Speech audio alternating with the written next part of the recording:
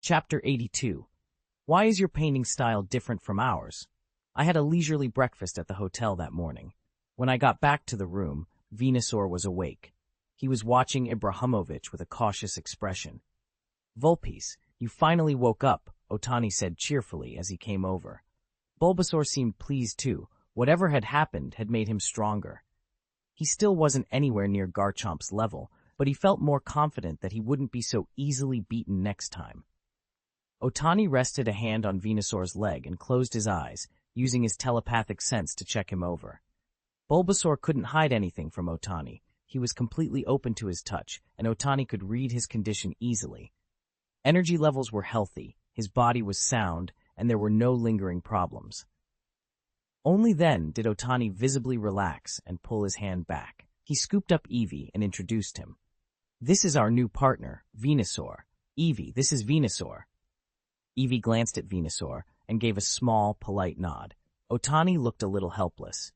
Ibrahimovic still wouldn't warm up to any of the others besides his own trainer. I briefly explained Eevee's situation to Bulbasaur so he'd understand why some of them kept their distance. Bulbasaur relaxed visibly after what had happened. Whatever inexplicable hostility it had shown toward Eevee evaporated.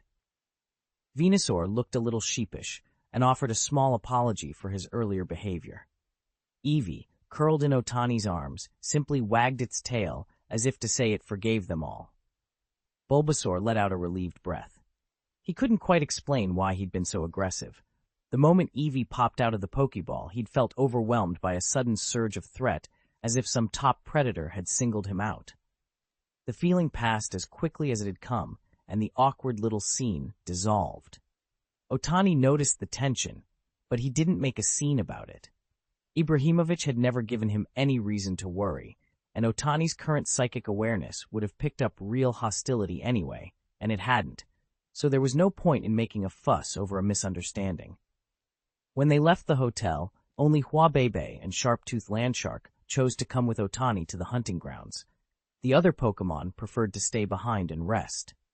The group set off together, the brief skirmish already fading into memory. Otani followed the others, cradling Eevee in his arms, with Huabebe perched on his head and Sharptooth padding at his side.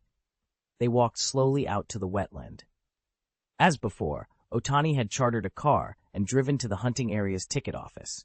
He presented his identification, the clerk checked it over, and he paid the fee. In return, he received a set of hunting balls, 30 of them for 500 alliance coins. The catch was that combat captures weren't allowed inside the hunting zone. Trainers had to rely on the bait supplied there. That rule made captures harder and served as a filter. Trainers only after raw power wouldn't bother with the patience this place demanded. No Pokémon were permitted inside the zone, so Otani had to leave Eevee and the others outside. Ibrahimovic hopped down and curled up in a quiet corner by himself. Huabebe flew over immediately, chattering cheerfully as she tried to engage him. Ibrahimovic answered with a cool, reserved look. Huabebe wasn't put off and continued to babble on, undeterred. The fanged land shark padded over as well and nosed at the group, completing the little waiting party while Otani prepared to enter the wetland alone. After a long wait with no sign of Dagu, a bored Huabebe suggested they go for a walk. Sharptooth Landshark hesitated for a moment, then decided a stroll would be harmless. Ibrahimovic protested at first, but Huabebe nagged him until he gave in. They made their way into the hunting grounds, where Otani strolled at an easy pace, stopping often and not in any rush to catch Pokémon. The Great Wetlands are dominated by Sinnoh region water types. Other kinds appear only rarely. The most famous Rezi, Dent, is the frog, a creature unique to Wetland City and its mascot, but even the frog turns up only sporadically in the hunting area, making encounters uncommon. Throughout the marsh, warning signs marked the particularly dangerous stretches to keep trainers from straying into them. Still, every year a few trainers ignored the warnings and took their chances. Over time, the hunting ground staff had grown adept at handling the accidents and emergencies that followed. Otani knelt among the tall grass and tried to communicate with a few woos. The little things, surprisingly trusting, waddled up and slipped straight into her Pokeball. It was easier than she'd expected, much easier. For a moment she frowned.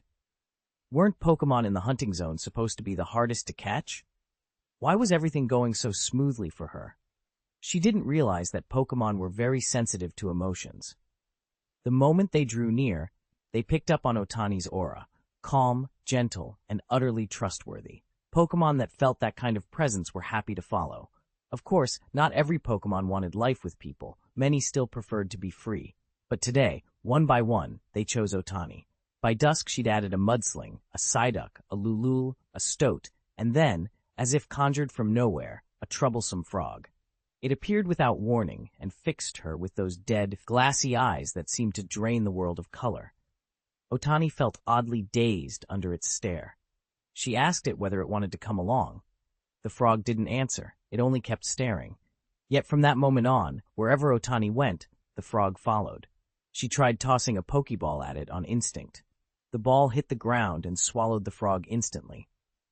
Otani stood there, speechless, wondering if she was turning into the same kind of lucky magnet for Pokémon as Xiaogang. After stowing away his hunting ball, Otani wandered deeper into the wetland. He spent a little more time searching the shallows and managed to catch a few more clownfish. Earlier, he had seen Micoli's melodic and had been struck by its beauty. He made a mental note to try breeding a few of his own someday. A Vaporeon appeared briefly behind him, but it bolted the moment it saw someone approaching. Otani felt a pang of regret. Maybe when he returned to town, he could collect some Eevee and raise a few Vaporeon of his own. Just as he decided it was time to head back, something unusual caught his eye, a very rare Pokémon approaching across the reeds. It was an Alito, a tremendously powerful fighting type. Alito are always male and are said to have evolved from a very small number of male Kirlia. They carry a fierce sense of justice, observe strict etiquette, and are often referred to as the god of war. They can also keenly detect when help is needed and rush to the scene. At that moment, the Alito was confronting a kingfish. Kingfish are omnivorous and notoriously territorial. They attack any Pokémon that wanders into their domain. The Alito stood between the kingfish and something else, holding a little whooper gently in his arms. Otani froze, watching the quiet standoff play out in the marshy sunlight. It didn't look very old. The little one must have slipped away while the adults weren't watching. Alito didn't bother to tangle with the Catfish King. He scooped up little Whooper and left quickly. The Catfish King was furious. The meal that had almost reached his mouth had flown away, but he couldn't take Alito on directly. In the end, he had no choice but to sink back into the mud in a huff and disappear. The hunting ground didn't interfere. Situations like that were part of the natural order here. They happened every day. When King Catfish became too numerous, the reserve stepped in, rounded them up by the dozen, and turned them over to the Alliance, which either assigned them to suitable trainers or released them back into the wild. Otani read the posted notice and shrugged. Pokémon like Alito were headstrong. You couldn't just catch them on a whim. He finished registering at the front desk, then reported all the elves he'd received that day to the Elf Center in Panlin Town. He asked Miss Joy to arrange for them to be sent on to the farm and handed over to the butler brother. Then he left. I hurried into the waiting area and froze. Ibrahimovic and his friends were gone. My heart sank. I asked the staff what had happened, and they told me the kids had wandered off outside. With a few of them, I ran out to look. We found the group quickly. Landshark was crouched on the grass, cradling a strange Pokémon egg in its paws. The shell was smooth and pale, marked in the center by a single red circular spot. Otani's face went blank when he saw it, like he'd seen that mark before, but couldn't place where. The staff stared at the egg in bafflement. No Pokémon eggs should be out here, one of them said. They're kept inside the park. How had an egg ended up outside the park, and in the hands of a wandering friend of Ibrahimovic's? The question hung in the air, unanswered. Otani stood in the dim parking lot, an elf egg cradled awkwardly in his hands, completely bewildered.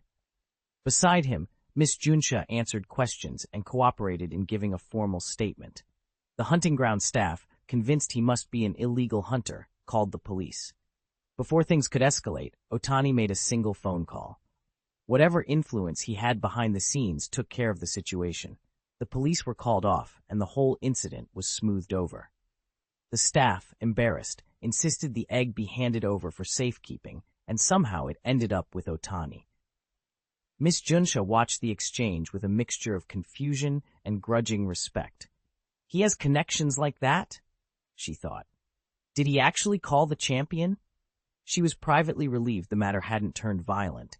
If it had, her monthly bonus might have vanished, along with whatever fines or trouble would follow. With both of them still a little stunned, she gave Otani a ride back to his hotel. In his room, Otani had the waiter fetch an incubator and didn't stint on the tip. He set the unfamiliar egg down on the small table and felt a headache coming on. As he stared at its smooth, strange shell, a memory came back to him. This was the egg of Manaphy, the so-called Prince of the Sea. When it hatches, it comes out in a Fiona form, and after evolving, it becomes the legendary Manaphy. It was a Pokémon normally found only in the deep ocean, incredibly rare, and now improbably in his care. Manaphy is the kind of Pokémon most people only hear about in stories, rarely seen in a lifetime. Born with the uncanny ability to communicate with any other Pokémon, it is also migratory. When breeding season comes, it will travel back to the seabed where it was hatched, no matter how far afield it has wandered. That makes Manaphy nearly impossible to catch, and retrieving the eggs it buries on the ocean floor is even harder, which is why any mention of Manaphy inevitably draws poachers. These Pokémon command enormous prices on the black market, and wealthy clients will post well-paid jobs simply to acquire an egg. Even champions find themselves helpless in the face of such schemes. Without witnesses, evidence, or a clear target, there is nothing to arrest, and the matter usually goes unresolved. Go home. Go home. A soft voice threaded through Otani's mind. He stepped closer to the small egg and leaned in to listen. The voice was familiar, Fiona's, but she was still so young that she could only manage a handful of simple words. Otani laid a gentle hand on the elf egg and reached out with his mental power to steady it. Fiona, he sent inwardly. Hello, I'm Otani. Don't be afraid. I'll take good care of you, and when you hatch, I'll bring you home. A pure, innocent spiritual wave answered him. So warm, so comfortable. I like you. He wasted no time getting an incubator. Otani carefully set the egg inside, injected the nutrient solution he'd prepared, sealed the lid, and placed it in a safe, conspicuous spot. Ibrahimovic hopped up and curled against his legs, watching. Otani had a guess about why the egg had been found in the first place. Eevee had a knack for using spiritual power to locate him, so it would naturally have picked up the aura coming from the Pokémon egg. When Ibrahimovic and the others discovered it, the egg had been tightly wrapped and boxed. That made Otani uneasy. He was certain the poaching gang had been nearby when the egg was found. His mental sense had picked up someone close by with ill intent. He rubbed his eyes and thought wryly that he couldn't afford to sleep too deeply tonight. Knowing how those people operated, a restless night was all but guaranteed. Otani sat on the bed and meditated. The night passed without incident, but he grew increasingly tense, a sure sign that whoever had been watching wasn't foolhardy. If they were that alert, they'd be that much harder to handle. Relief finally came when Sirona arrived in Wetland City and publicly seized Manaphy's egg. With that resolved, Otani let out a long breath, packed his things, and prepared to leave the troublesome town. He'd intended to keep traveling, but a strange physical condition had left him uneasy ever since he'd set out, and he hadn't felt truly at peace. That day, he booked a return ferry ticket. He would go to Hybin City and take the boat straight home. It had been a long time away. He missed the farm. Dagu stayed holed up in the hotel all day. After sweeping the area carefully with his psychic senses and confirming there were no hostile presences nearby, Otani shouldered his pack and slipped out into the night. He asked Darkrai to carry him to Hybin City, paying the fare with a box of perfect energy cubes. Otani reached Hybin City in the small hours after a night of travel. He found a modest hotel and slept until morning. At the harbor, he boarded the cruise liner that would take him home. He told Musashi and the others to stay behind. This wasn't their fight, and he didn't want them dragged into it. No sooner had he stepped aboard than that same prickling sense of malice washed over him. He frowned. How could it still be dogging him? What he didn't know was that the people who felt it were thinking the same thing. If Otani could secure a meeting with the champion, his background was likely more complicated than they'd first assumed. Rather than risk disrupting their plan by confronting him directly, they preferred to steer clear. After traveling all night, Otani had expected to move on without further trouble. Yet here he was, stalled again. We're up against a pro, he realized. The thought crossed both his mind and, at the same time, the mind of the leader of the other group. Keeping his face calm, Otani slipped back into the cabin he'd booked and closed the door. In another stateroom, a group of people were already scheming. Some of them were faces he recognized from before his trip to Sinnoh. For some unknown reason, everyone who was supposed to be in prison had shown up here, and the Alliance hadn't issued any jailbreak alerts. The discovery sent a cold ripple through the cramped backroom. "This is the one who sabotaged our operation earlier," said the man who had bought the Magikarp from Otani, nodding toward a figure near the door. "Don't be hasty," the chief warned. "The other side was careful. They saw through our plan and blocked us before we even knew what hit us." "What do we do now, boss?" one of the lieutenants asked, anxiety making his voice sharp. "If we mess with this shipment, how do we explain it to the employer?" "Keep hold of the cargo," the chief said. "We can't do anything with this batch. If we try to offload it now, it'll be too conspicuous. Wait, let everyone lie low until the ship is well out at sea. Then the men will take control of the cruise, steer it toward the nearby base, and unload there." "And what about that man?" another little boss asked, jerking his chin toward the saboteur. "He's dangerous. He could ruin everything." The buyer snorted. "Dangerous or not, 2 fists can't beat 4 hands." He smiled thinly. "Once we move, we'll have more than enough people to handle him. As long as we control the cruise ship and keep the hostages, they'll have to do what we say." "Hey! Exactly. For those Alliance types, this is the perfect move." The ringleader laughed, a cold sound.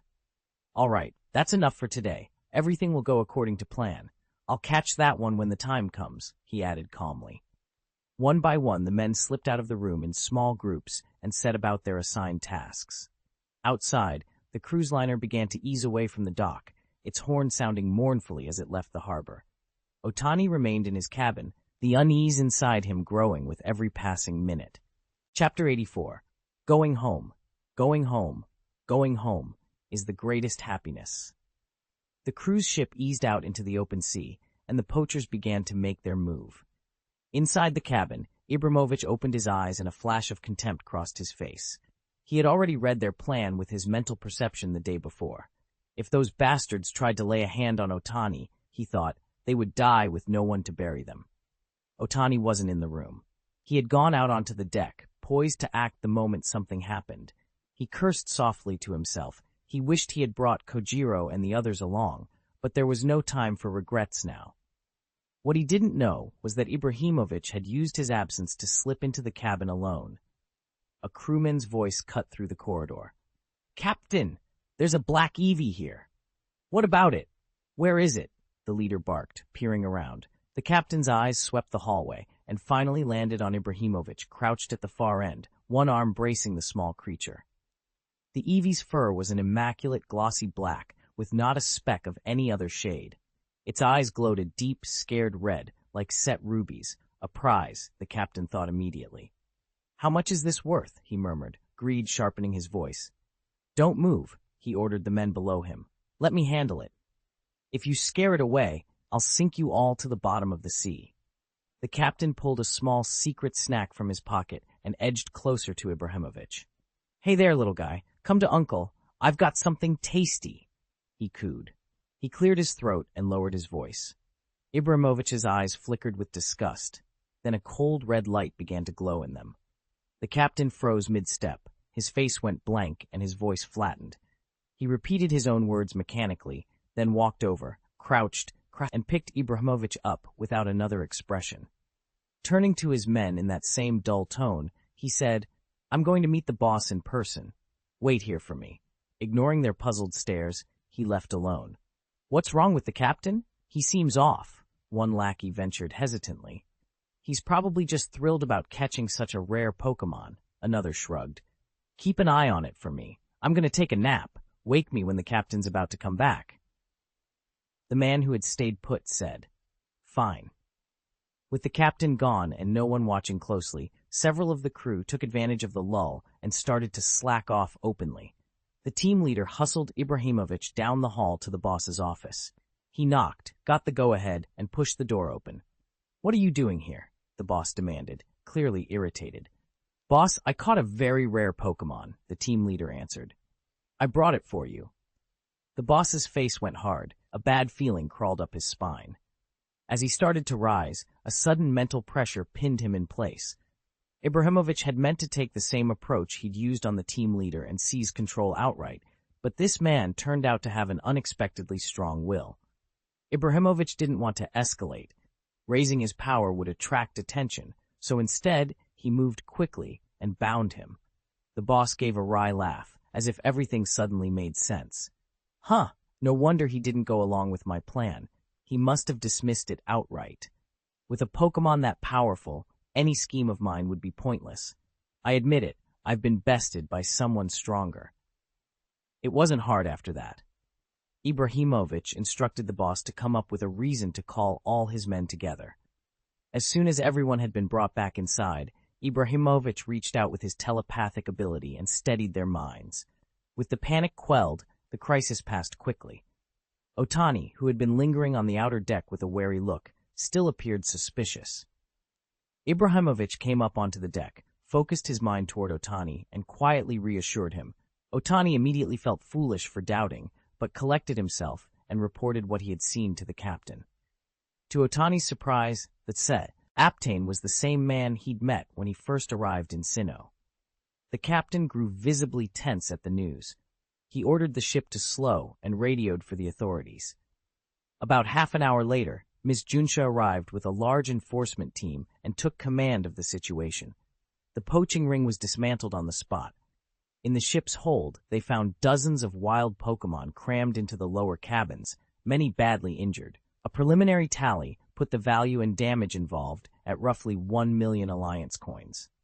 Worse, a number of the seized Pokémon were species the Alliance has explicitly banned from private capture. Rare, ecologically critical animals whose populations must be protected for the health of the whole ecosystem. There had been a few unexplained jailbreaks recently, and Miss Junsha had taken notice. She immediately invoked emergency protocols and alerted Sirona through the chain of command. Otani, however, wasn't interested in following up. He was exhausted and just wanted to sleep. He'd been suspicious about the incidents for a while, but Ibrahimovic, his partner, had taken care of the problem. If Ibrahimovic had handled it, Otani felt no need to get involved. The cruise ship had been at sea for several days. When Otani finally stepped back onto solid ground, he still felt a little unsteady. After another day of travel, he made it to Tokiwa City. Riding Kentaro, he couldn't wait to get home to the farm. He'd been away for nearly half a month and was determined not to go anywhere else for a while. Being out and about was tiring and irritating. The farm was far more comfortable. "I'm back," he called as he pushed open the door. The farm Pokémon heard him and came running, greeting him, clustering around their trainer and welcoming him home. The brother who kept the house stood in the doorway, ruffling his sister's hair affectionately as she chattered about her trip. She laughed as she told him the odd little stories she'd picked up along the way. When Aya stepped into the living room, he found Daigo and Wataru already sprawled on the sofa in their pajamas. They looked like they'd been there for hours. The eldest brother rolled his eyes at them. "Oh, Otani's back. How was the trip?" Daigo grinned. "Hard to explain. I swear I'll never travel again." Otani collapsed onto the sofa in a heap. Wataru and Daigo exchanged confused looks. Clearly something strange had happened. With a helpless little sigh, Otani started to recount everything that had gone wrong on his journey. Wataru and Daigo listened in stunned silence, but then couldn't help laughing. "That wasn't a trip," one of them said. "It was a full-on disaster. You're bad luck wherever you go." Still, when they'd finished teasing him, both agreed that without Otani's efforts, a lot of problems would have stayed unsolved.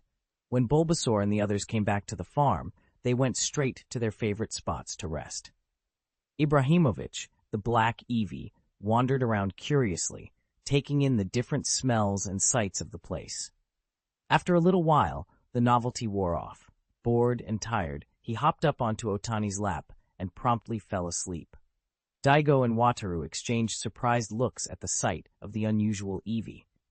Otani quietly told them Ibrahimovic's story, and when he finished, the three of them fell into a long, heavy silence.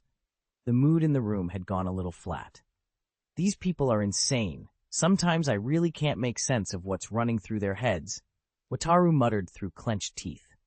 Daigo nodded, having a similar understanding.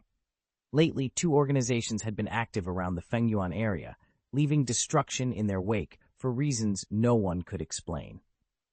The Devon Company had also been attacked several times. Daigo had only just finished dealing with some of the fallout.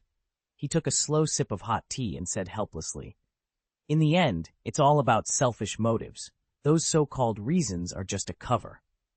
"Yes, it's all for my own benefit," Otani said, stroking Eevee's soft fur.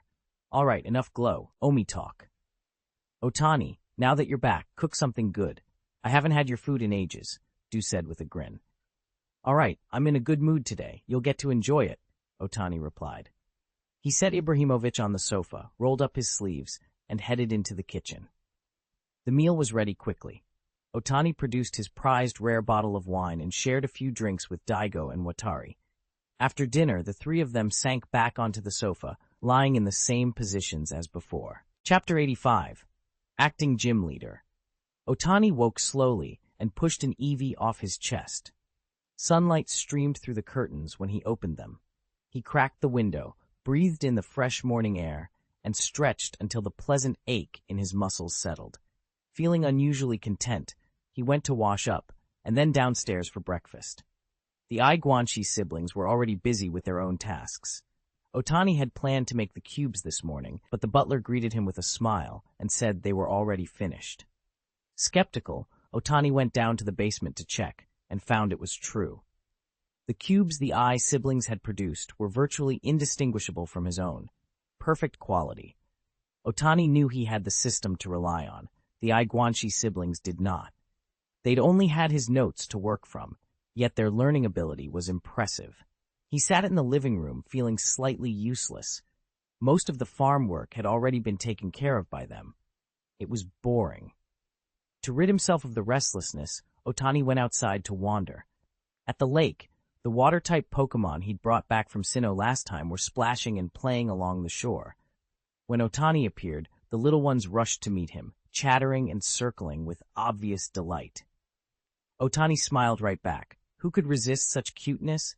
We walked onto the caterpillar house and found that many oak caterpillars had just hatched. A few of them had never seen Dagu before, but they weren't shy. They peered up at him with curious little faces. Otani greeted them warmly and introduced himself.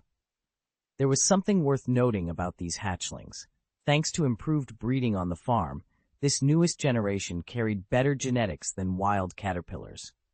They were healthier, noticeably larger, and consequently more valuable. Their potential upper limit was higher than ordinary wildlings. The energetic Butterfree assigned to care for the brood had their hands full keeping up with them. The leader of the Butterfree patrol had a particularly gifted offspring. Even at such a young age, you could see the talent. He'd launch himself with a sudden spring, spin out silk, and swing through the enclosure like a tiny Spider-Man, looping from beam to beam with effortless grace. The caretakers watched him with a mixture of pride and exasperation. Just as Otani was about to leave, someone stepped into his path, and he stumbled back, surprised. I reached up and peeled the thing off my face. It was the little caterpillar that had been dangling there a moment ago. Otani gave it an annoyed look. The caterpillar twisted awkwardly and blinked its big, innocent eyes. I, Dagu, shook my head, but I wasn't angry. I set the little fellow on the ground, patted his tiny head, and said, "Be safe and have fun." Once Otani stopped scowling, the caterpillar darted away. Watching it go, I felt the plan was almost within reach. Otani had already been thinking about ways to help the children of civilian trainers, and this was one link in that plan. Bug-type Pokémon may be limited by several weaknesses, but they're also the quickest to train and the fastest to become battle-capable. Since Otani had trained this one himself, its baseline was better and its ceiling higher. That gives civilian trainers a stronger starting point. After that, it's up to them. Otani will provide the initial resources, but they'll need to earn or buy what they need later.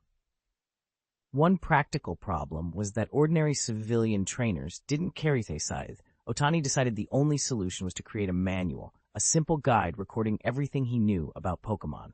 It would be only a rough outline. Trainers would still have to learn the finer points for themselves. There was also the bigger question of choices to make on the road ahead. Civilian trainers were the least certain here. They had limited time, and once they committed to a route, there was often no turning back. Otani made a mental note of what needed refining later. Du came over then. Dagu, I need to tell you something. What's up? It's about the Tokiwa gym. Grandma's getting too old to manage it on her own, and Xiaochun's a bit high-strung. The Alliance hopes you'll lead the team as acting gym leader for a while. Xiaochun would be deputy. I've never been a gym leader, Otani said. Why pick me to act as one? It's not that nobody wants the job, Du replied. It's just that no one can be spared right now. Otani was speechless for a moment. Du's face stayed calm, no fluster, no apology for dropping the news. Otani was quiet for a moment, then decided it wasn't a bad idea. With his current skills, getting certified as an elite-level trainer should be no problem, and he didn't have much else to do right now. All right, he said. I don't have anything pressing lately. Du's face was calm, as if he'd expected that answer. Good, I'll talk to the Alliance. Report to Tokiwa Gym tomorrow. Xiaochun will be waiting for you there. And you? Otani asked. Me? Du smiled. I'll be enjoying my rare vacation. Otani couldn't help thinking, not for the first time, how shameless Du could be. After a dull day, the next morning, Otani rode Kentaro into Viridian City. Xiaochun was already at the front of Tokiwa Gym, waiting idly. From a distance, he spotted a familiar figure approaching slowly atop a Kentaro. His face brightened and he waved. Otani, over here. Kentaro stopped at the entrance, and Otani swung down. Xiaochun, long time no see. Xiaochun flushed a little. Not that long, but let's not chat. Someone's here to challenge the gym. They're all waiting for you, said one of the staff as Otani straightened his jacket. He hadn't expected to start working the moment he took over, but he smoothed his hair and stepped into the gym. The new employees, who'd been told in advance that Otani was acting gym leader, greeted him respectfully as he passed. At the edge of the arena, a trainer stood, looking bored. Otani offered a gentle apology. Sorry to have kept you waiting. It's fine, the trainer replied. Now that the leader is here, let's get started. The referee called the match, a 3-on-3 battle. The gym leader was not allowed to switch Pokémon, and the first trainer whose team was entirely unable to fight would lose. The fight was short and one-sided. The challenger was beaten decisively. Still, Otani awarded him the badge and patiently went over the mistakes he had made during the battle. The trainer accepted the feedback humbly. I'll be ready to try again, he said, then, unexpectedly, handed the badge back to Otani. Otani blinked in surprise, then smiled. You're always welcome to challenge me again. Thank you, Mr. Otani, the trainer replied, and left determined to improve. The trainer bowed to Otani in thanks and then left the gym. Otani had expected only a few challengers that day, but he hadn't had a single break. After a long, hectic day, he flopped onto the sofa, utterly spent. He finally understood why others were reluctant to run a gym. It was exhausting. Chapter 86. What is your dream? To be honest, Otani didn't dislike the feeling of being a gym leader. Every trainer he met represented a world of possibilities, and his job now was to be a guide. Over the past few days, an unending stream of challengers had come through the doors of the Tokiwa gym. For each one, Otani pointed out specific weaknesses and showed them how to correct those faults. When those trainers left, they were stronger, some a little, some a lot. Word spread quickly through the trainer circuit that the new leader at Tokiwa not only accepted challenges, but also taught. As a result, many newcomers were choosing Viridian City as the first stop on their journeys. The town swelled with visitors, and the gym had been busy from morning until night. Tonight was no exception. After finishing his duties, he announced the gym closed, then retreated to the lounge and sank into a chair. He noticed that Xiaochun, who had been with him all day, was unusually quiet. "What's the matter, Xiaochun?" he asked, leaning forward. "Is something on your mind?" Xiaochun started at Otani's voice and blinked, coming back to herself. No, Mr. Otani, it's nothing. I just get confused sometimes. Confused? About what?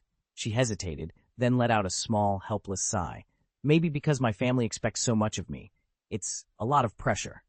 She sank onto the sofa, shoulders slumped. Otani had never seen her like this before. Xiaochun was usually bright and bubbly, always the one to make jokes or steer the conversation. Seeing her quiet and withdrawn tugged at something in him. He understood the feeling more than she knew. In his own life, he'd seen the same kind of parental pressure, strict parents, impossible standards, everyone pushed along a predetermined track. He hadn't expected Xiaochun to be struggling with it. Otani studied her for a moment, then leaned forward. I see. Tell me, what are your goals? What do you dream about? Xiaochun went still, searching for an answer. The question made her realize something uncomfortable. She'd been living according to the path her family mapped out for so long that she hadn't stopped to ask herself what she actually wanted. It was the first time she'd seriously considered that possibility. Otani waited without interrupting, patient and calm. After a long beat, Xiaochun looked up, voice small and uncertain. Mr. Otani, I don't think I know. I've never thought about anything like that before, Otani, Xiaochun admitted. That's all right, Xiaochun. Think about it slowly. Everyone needs a goal in life. Without one, you can lose your way. That's why you're so confused. You don't know where you're headed yet. Thank you, Mr. Otani. I'll think it over when I get home, and I'll tell you my dream tomorrow. Good. And when the gym opens tomorrow, post a notice on the door. Tell anyone who comes to challenge to explain their dream. Xiaochun blinked, a little puzzled, but didn't argue. He nodded and promised to do as Otani asked. Otani shrugged off the melodrama of adolescence with a faint smile, stood up, said his goodbyes, and went home. When we returned to the farm, Musashi and the others were back too.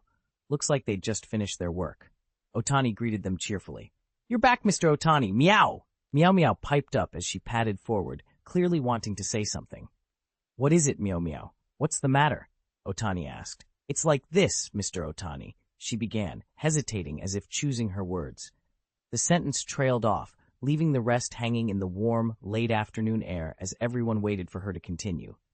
Fumin says Miss Xiaofei doesn't want to come back for now, the messenger reported.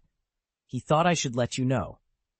Otani had intended to bring Xiaofei home when he returned from his trip, but the girl had been too headstrong, too wild, and now refused to go. After thinking it over, he decided it would be best to let her stay with the two elders for a while. All right, he said. That's fine. Ah, one more thing, the messenger added. Mr. Daigo left in a hurry. I should tell you what's happened. Something had gone wrong in the Hoenn region. Although Mikoli was the current champion there, Daigo still responded to emergencies. Worried, Otani called him. The line connected quickly. The news was grim. The situation's bad, Daigo said. Team Magma stole the blue orb. I'm afraid those lunatics will find a way to wake Groudon. Otani recognized the plan immediately.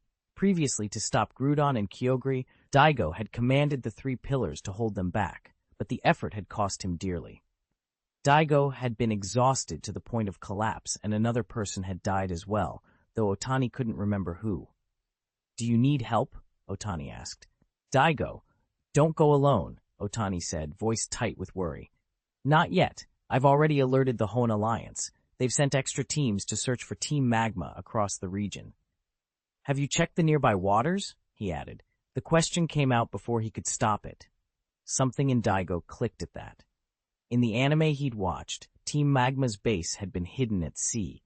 His eyes lit up. He'd never considered the possibility that Magma could be operating from the water. Why couldn't they? The idea that a team obsessed with land and fire couldn't use the sea was a false assumption. I'll tell the Alliance to focus their patrols on the surrounding waters, Daigo said. Then he ended the call. When the line went dead, Otani held the memory of the story in his head. 1,000 years ago, a meteorite had fallen, and because it contained immense power, Groudon and Kyogre fought over it to absorb its energy. The clash cracked the earth and sent the seas surging. For a time, life itself was on the brink of extinction. The people, desperate, prayed to Rayquaza. Their pleas were answered. Rayquaza appeared, stopped Groudon and Kyogre, and carried the meteorite away. No one knew exactly how the two orbs had been made, the ones that sealed Groudon and Kyogre. One after the other, the two titans had been driven into dormancy, and they had remained so ever since. The blue and red orbs did more than just seal the monsters, they could also control them. But how could such mighty beasts be controlled so easily? Otani remembered that, in the end, both Groudon and Kyogre had broken free of control. The red flame pine and the water sycamore had been swallowed by the gem, and whether they lived or died remained unknown.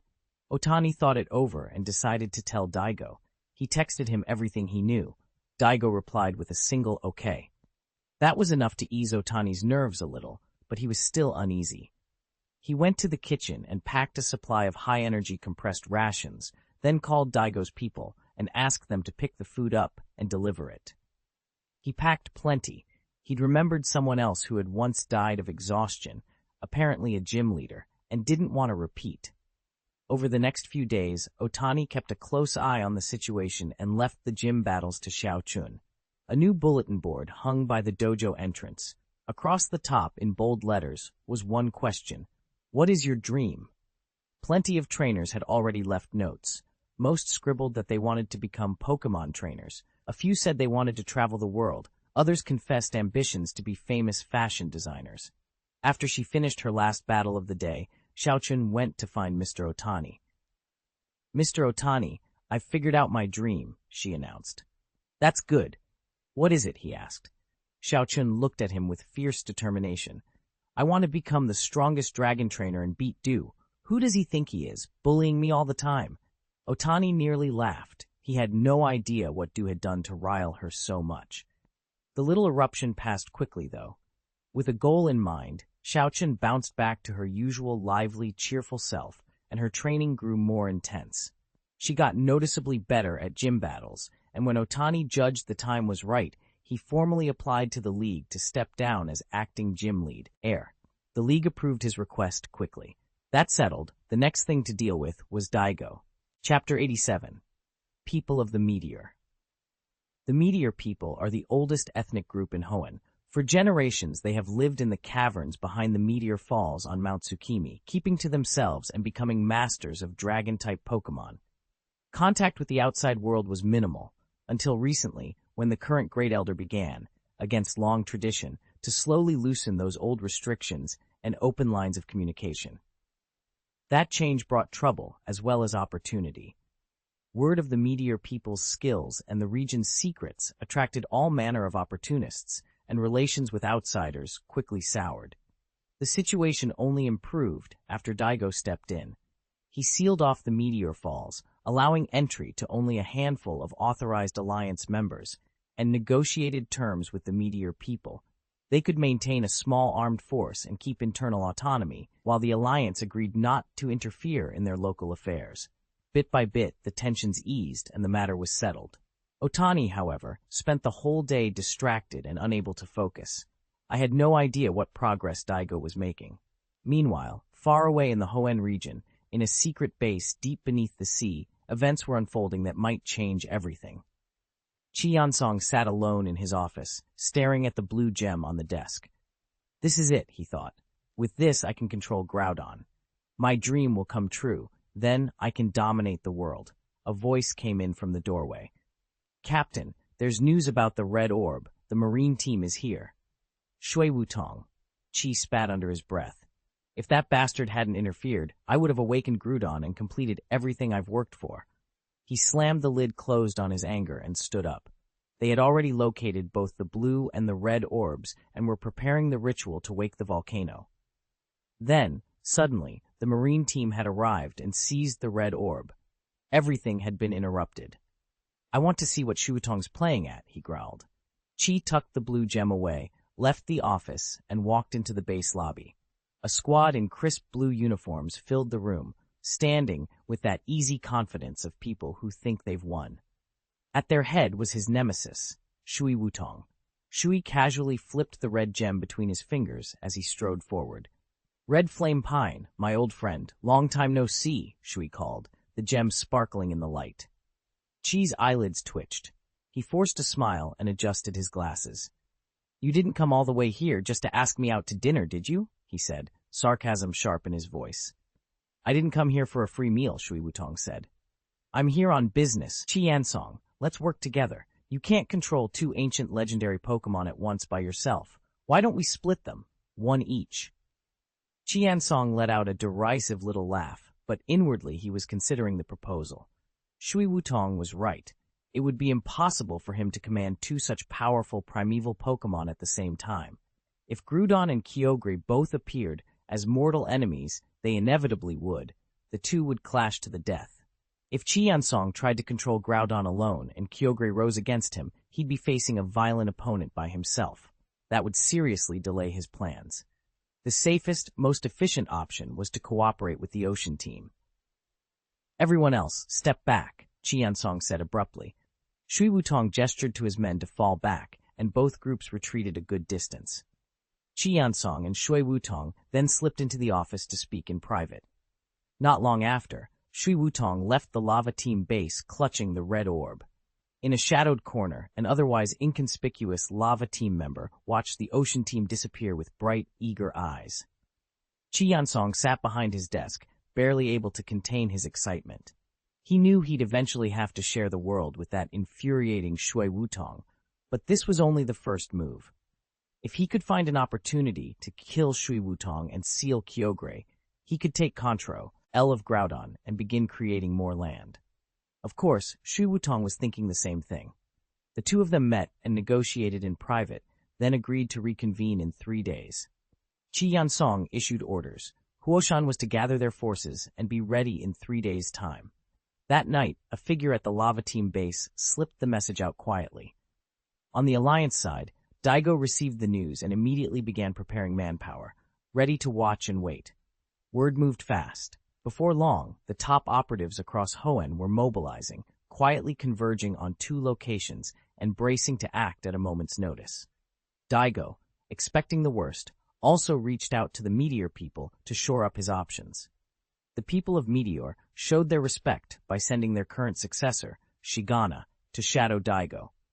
If anything went wrong, she could immediately travel to the Sky Pillar to perform the rites and call upon the Dragon God. 3 days passed in a blur. On the surface, the Hoenn region seemed calm, but beneath that quiet, the currents were seething. The Lava Team and the Ocean Team had already noticed the Alliance's suspicious movements. Large-scale relocations of people and resources are impossible to hide. Still, the Alliance's plan continued unabated. Once they managed to awaken the ancient Pokémon, everyone who opposed them would be treated like nothing more than livestock. Qiansong led the Lava Team into the heart of Hoenn and soon reached the foot of Song Volcano. No sooner had they appeared than Alliance forces closed in, and all signs pointed to an imminent clash. Protected at all costs by an elite escort, Qiansong forced his way into the volcano's interior. At sea, Macaulay's fleet met the Marine Team in a brutal engagement of its own. The struggle for Hoenn had begun on multiple fronts. Qiansong, known as Red Flame Pine, walked into the heart of the volcano and headed straight for the crater, where Daigo had been waiting. They didn't waste words. The fight erupted the moment they faced each other. But Red Flame Pine didn't flinch. As Daigo barked orders to his Pokémon, Chi produced a small blue orb and activated it. In an instant, Daigo and his Pokémon went rigid. Their movements seized as if invisible strings had taken hold. "Ha! You fool!" Chi crowed. "The orb isn't only for controlling Groudon. No one can stop me now." He laughed as he advanced toward the crater. The magma churned and boiled beneath his feet, as if some colossal creature were stirring. A vast silhouette rose from the molten rock. Groudon had awakened. Before the Titan could even roar, the blue orb's influence wrapped around it, forcing the ancient Pokémon into obedience. Chai's laughter rang out again. "Let the world know pain. Go, Groudon." Groudon heaved itself upward, and the same blue energy encased Chi as it lifted him with it. The earth shattered as they burst through the volcano's summit. Fissures spidered across the landscape and rivers of magma surged outward. The fighters on the volcano broke off immediately and scattered in all directions. Daigo used the chance to retreat as well. There was only one option left, Plan B. He drew 3 Pokéballs from his belt and flung them into the air. "Regirock, Registeel, do your duty. Three immense figures hit the ground.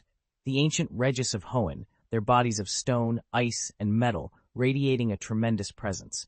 Under Daigo's command, they moved first to stabilize the area, preventing further collapse and damage to the terrain. As they worked, search and rescue teams fanned out to help anyone caught in the chaos. Things were going badly elsewhere. Kyogre had been awakened, and under Shui Wutong's control, it was heading straight for the volcano, intent on linking up with the red flame pine. As Kyogre moved, titanic waves rose and surged toward the coast. For a moment, the whole of Hoenn was thrown into a living nightmare, one half blistering dry and parched, the other lashed by relentless storms. It felt as if the world itself were coming apart. Chapter 88. The sky splinters, the earth shatters. Ha! The old rules will be broken. I will lead you and forge a new order. The words came booming from Red Flame Pine as he hovered above Groudon, laughing like a man unmoored. Opposite him, Water Wutong drifted above Kyogre. The two titans, one of land, one of sea, met at the coastline, facing each other in a dreadful, charged silence. For a long beat, neither side moved. Then, as if about to turn away, both Red Flame Pine and Water Wutong realized something terrible. Their ancient Pokémon were no longer responding to them. Groudon and Kyogre's eyes flared blood red. With a terrible roar, they lunged for one another, and the two behemoths collided. Red Flame Pine and Water Wutong fumbled for their control pearls and activated them frantically, but it was useless. Before they could do anything more, two luminous orbs ripped through the air and engulfed the two men.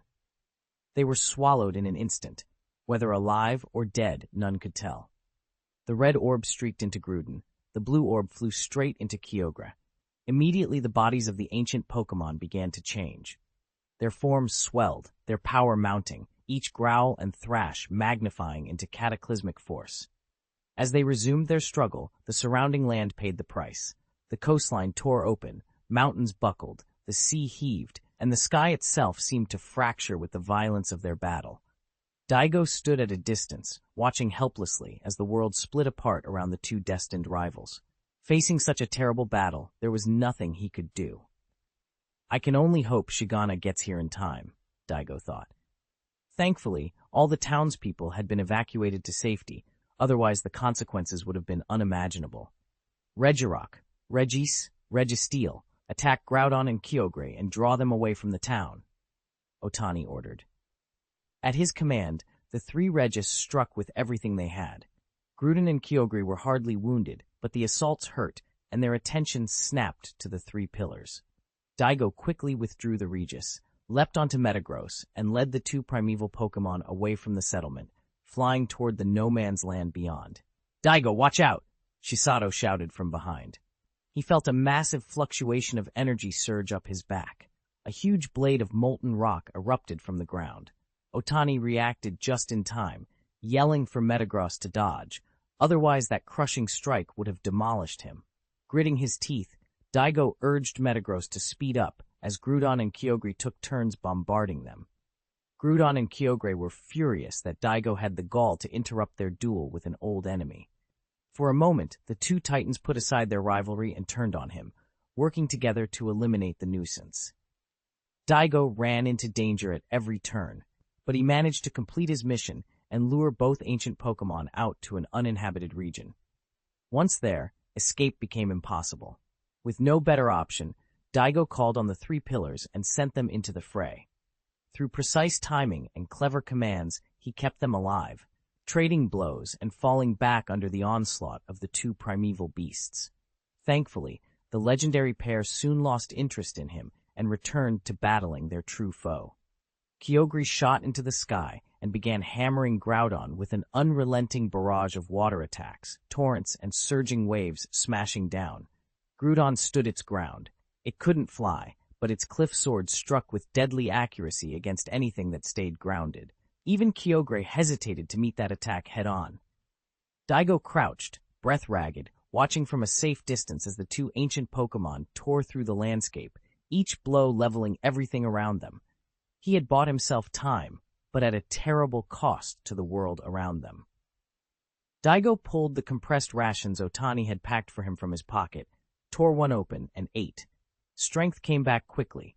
He handed pieces to his Pokémon, then plunged back into the rescue whir. Otani still looked worried about him. With a small bark, Eevee flew up, and Otani descended alongside Ibrahimovic, drifting down from the sky. "Daigo," Otani called as they landed. "Why are you still here?" "I came to help," Daigo said. "Looks like you've got your hands full."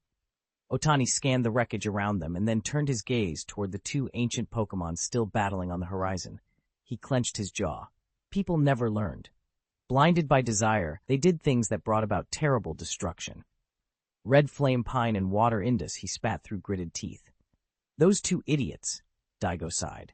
"They did this to themselves. They tried to control the divine beasts by binding them to human bodies, and the orbs swallowed them. I don't know what state they're in now. Even if they're alive, it won't end well." Otani's expression twisted with bitter anger. Lucky for them to have caused their own ruin. He shook his head. "Come on, we'll help." This time Otani stepped forward with all his Pokémon at his back, ready to join the effort. The Guanxi siblings arrived together to help. Otani needed them to get the relief effort moving quickly, so he brought a large shipment of supplies from the Alliance Logistics Department and set up operations to prepare food and supply cubes for the workers in the disaster zone. Bulbasaur and the other Pokémon went out, doing what they could to assist with distribution and cleanup. The whole region had been plunged into devastation. The immediate damage from the battle was bad, but the most terrifying consequence was the climate disruption caused by the two ancient Pokémon. Alternating, extreme rains and droughts had shredded the local ecology. Farms and forests were ruined, and some areas might be permanently lost. How long could an entire population survive without steady food and supplies? Otani had warned Daigo with everything he knew ahead of time, but there had been nothing anyone could do to prevent it. Ibrahimovic pressed close to Otani and felt the tremor of his anger.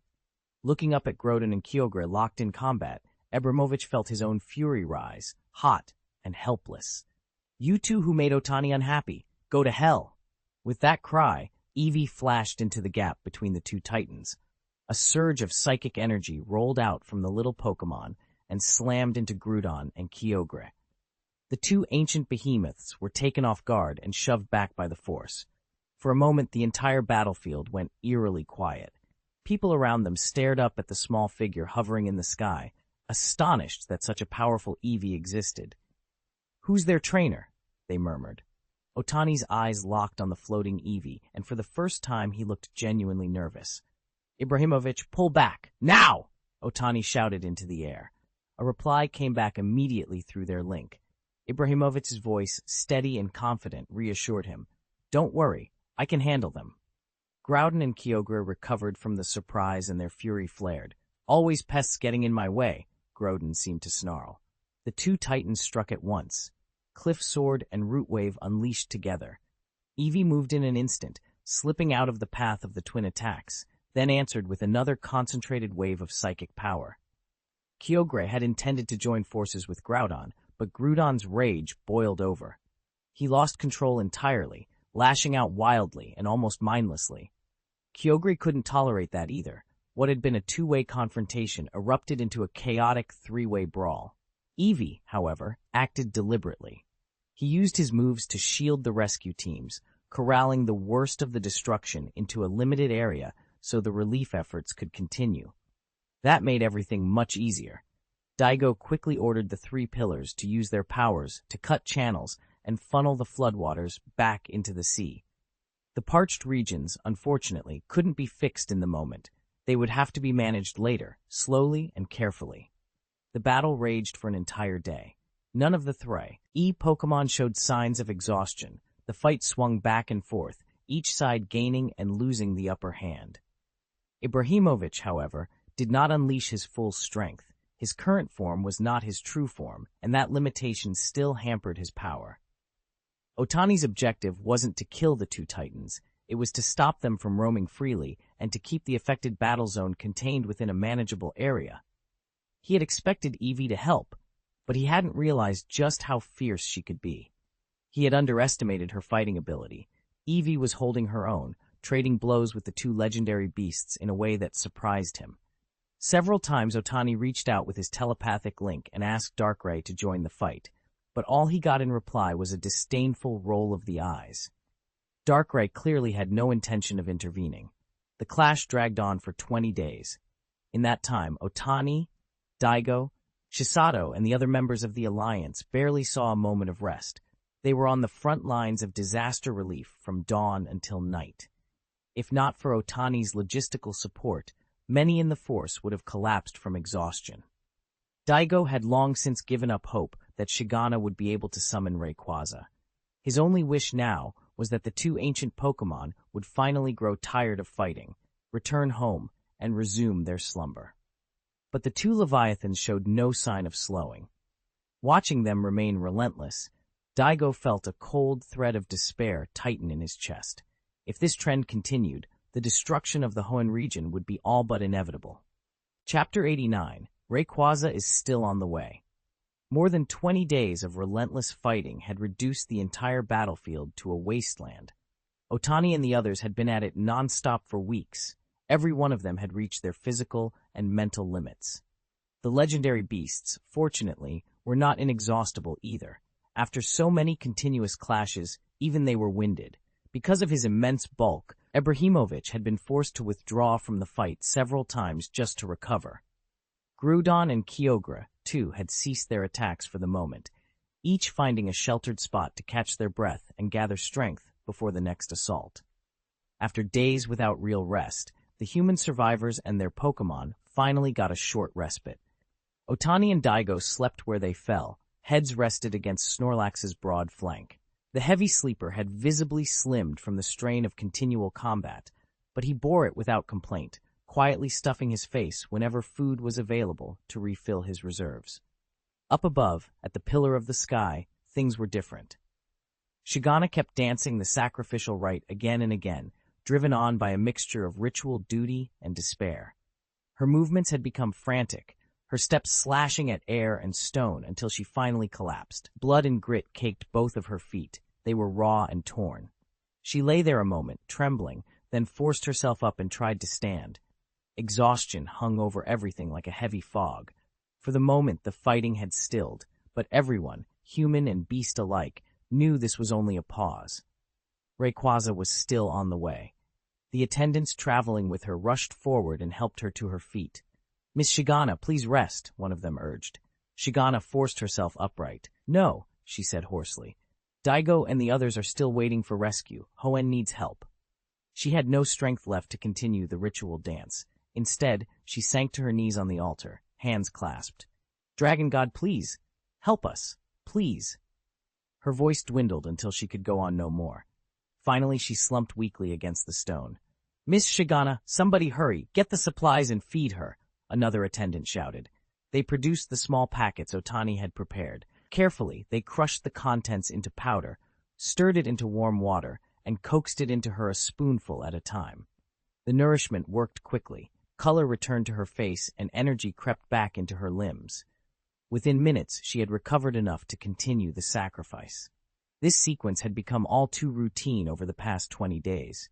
Without those little parcels, Shigana would have died long ago. Tonight, as before, she slipped into complete focus mid-prayer, an empty, trance-like state. It was as if her soul peeled away from her body. Something ethereal rose, slow and deliberate, drifting upward into the air above the altar. Shigana's spirit rose higher and higher until at last she saw the dragon god she had dreamed of day and night, Rayquaza. The huge serpent seemed to sense her presence, swooping in to circle her before hovering directly in front of her. It sniffed the air, then recognized the scent. "Dragon God," Shigana pleaded, "the descendants of the meteor people beg your aid. Groudon and Kyogre have been roused by an evil force and are tearing Hoenn apart. The whole region is in danger." Overcome with feeling, Shigana's tenuous ethereal form began to falter. Her spirit suddenly began to fall. Lord Dragon God, she cried. On the altar below, Shigana's sleeping body shot upright, eyes wide with shock as she looked up into the sky. A massive shape descended. The enormous head of Rayquaza peered down at her. The dragon god rumbled softly, then signaled for her to climb aboard. Trembling but exhilarated, Shigana scrambled up onto Rayquaza's head. With a graceful twist, the great serpent turned and vanished into the heavens. Out on the blasted wasteland, Groudon and Kyogre had rested and regained their strength. The two ancient titans faced one another, ready to clash. Just as they lunged toward battle, a thunderous roar echoed from above. Roar! A streak of green flashed through the chaos, and Rayquaza appeared between Groudon and Kyogre. He landed and radiated a tremendous aura that immediately checked both of the Titan Pokémon. For a moment their assaults were held in abeyance under his presence. Groudon and Kyogre, however, were not about to be cowed. They bristled and pushed their own auras back out, refusing to yield. Rayquaza was furious. He had barely closed his eyes for a moment when their commotion blew him wide awake. The sheer brazenness of their continued fighting only made him angrier. As Rayquaza settled on the field, the abnormal weather across Hoenn began to fade, thinning until only a trace remained. That was the effect of Rayquaza's airlock. While he was present, weather ceased to affect the battlefield. Stat boosts, ability interactions, weather-driven traits, and form changes were all neutralized, though the weather itself did not vanish. Now the situation had reached a tense stalemate. Groudon and Kyogre were ancient rivals, locked in jealous hatred. They had been warring for days, and their fury had only grown. They wouldn't let the other go, no matter who intervened. Seeing that his two younger brothers refused to back down even for him, Rayquaza's temper only flared further. Rayquaza's huge 7-meter body whipped through the air like a lightning bolt and slapped Groudon and Kyogre across the faces. The two ancient titans staggered, eyes burning scarlet for a heartbeat. Groudon and Kyogre didn't waste the moment. They unleashed their ultimate attacks, Cliff Sword and Root Fluctuation, both aimed straight at Rayquaza. Rayquaza vanished from the ground in an instant, rocketing skyward. A deadly, destructive light began to gather in his maw as he prepared to fight both of them at once. The beam tore out, but it fell just short. It wasn't enough. Humiliation flushed through him, and his anger flared hotter. If they hadn't only just awakened and were still weak, he thought, he could have fought them with one hand tied behind his back. Lord Dragon God, use the scroll passed down in our line, came a sudden voice. Shigana, who had been silent beside Rayquaza, spoke and drew an ancient scroll from his arm. Rayquaza answered with a roar. He surged higher and higher, pushing himself to the limit, then drove his body into a sudden, devastating dive. Shigana steadied herself, raised the scroll with a determined look, and shouted, "The finishing touch." Rayquaza's body began to change. It lengthened. The fangs on its chin grew broader and sharper. The patterns along its scales lit up into brilliant, intricate designs, and twin draconic whiskers of energy streamed from its horns and fangs down its back. With overwhelming force, it finished the fight in an instant with a single crushing display of power. Groudon and Kyogre immediately fell in line. Rayquaza gave a low snort and signaled them to leave. Groudon sank back into the earth, and Kyogre slipped beneath the waves. Two glowing orbs floated free from the two ancient Pokémon and hovered in the air. Ibrahimovic reached out with his mind, and the two beads drifted down in front of Otani. Without hesitation, Otani said, "Ibrahimovic, destroy those beads. We can't let anyone summon those titans at will." Ibrahimovic didn't hesitate. He unleashed his power and reduced the gems to powder. Otani collected the dust and tucked it away. The last flicker of power died away, and Shigana went limp, sliding off Rayquaza's crown. Rayquaza caught her with the tip of his tail and set her gently on the ground. He paused, took one final look at the gathered people, roared, and then launched himself into the sky. He disappeared into the clouds to hunt. It was finally over. Otani's taut muscles finally relaxed. He sagged and fell into a deep, exhausted sleep. Daigo was no better. He forced out a final order and then passed out beside him. The disaster that had ravaged Hoenn for nearly a month had come to an end. Where nearby a deranged laugh cut through the relief. "Ha! I'm the king of the world! I'm the king of the world!" Another voice babbled. "Go away. I will make a world of only water." When rescuers reached the two leaders known as Red Flame Pine and Water Sycamore, they found them raving and badly shaken. Each had a broken branch awkwardly caught against their body. Given the force of the blast and the orb's energy, it was a miracle they were still alive. "Get him!" someone shouted. Alliance personnel surged forward, handcuffed the ranting man, and hauled him away. "How dare you? What do you think you're doing? I'm the king of the world," Qiansong screamed as they dragged him off. One of the officers shook his head. "You're insane," he said flatly. "You're lucky you survived." "Get out of here," a staff member snapped through gritted teeth. For idealists like them, the worst moment is when their ideals are shattered. They'll live like that until they die. Another person said, "This world is already hell for them. Death is the only release. Living is the greatest torture." Chapter 90. Post-Disaster Reconstruction. When Otani woke, 3 days had passed. He opened his eyes to a raw, aching hunger, the kind that made him feel he could swallow a whole cow. Still, after being starved and unconscious for so long, he knew he shouldn't gorge himself. His body needed to recover slowly. One of the maids brought him a steaming bowl of fragrant vegetable and meat soup and set it before him. Only after a few careful spoonfuls did Otani begin to calm. While he had been in that coma, rescue efforts never stopped. Fortunately, the main fighting had taken place near a volcano, an area with a sparse human population and close to the coast, so the human casualties were lower than anyone had feared. Even so, the damage to Hoenn was severe. The region would need years to rebuild. Because the towns and villages had been evacuated in time, people had largely escaped the worst. The Pokémon living nearby, however, suffered most. The Alliance dispatched many teams to persuade Pokémon to leave the danger zones, but the effort had limited success. Only a few tribes listened to the humans. Many Pokémon perished in the disaster. The aftermath kept the Hoenn Alliance endlessly busy. Recovery, resettlement, and the grieving of countless lost lives occupied them day and night, leaving the organization overwhelmed for a long while. There was nothing more Otani could do. With the situation in Hoenn settled beyond his control, he gathered his Pokémon and slipped away quietly. Fortunately, Ibrahimovic could teleport them instantly, so their return to the farm was swift. Back home, Otani was exhausted. Musashi and the others hovered around him, worried. They'd seen the Hoenn events on the news and couldn't help but fear for their friend. Otani waved them off, but he was too tired to talk. He went straight to his room and fell into a deep sleep. The other Pokémon stayed nearby and trained in silence. Their progress had been remarkable. Most of Otani's team were pushing up to champion level. Venusaur in particular was nearly at that tier. Still, facing the legendary beasts had left everyone with a bitter sense of helplessness.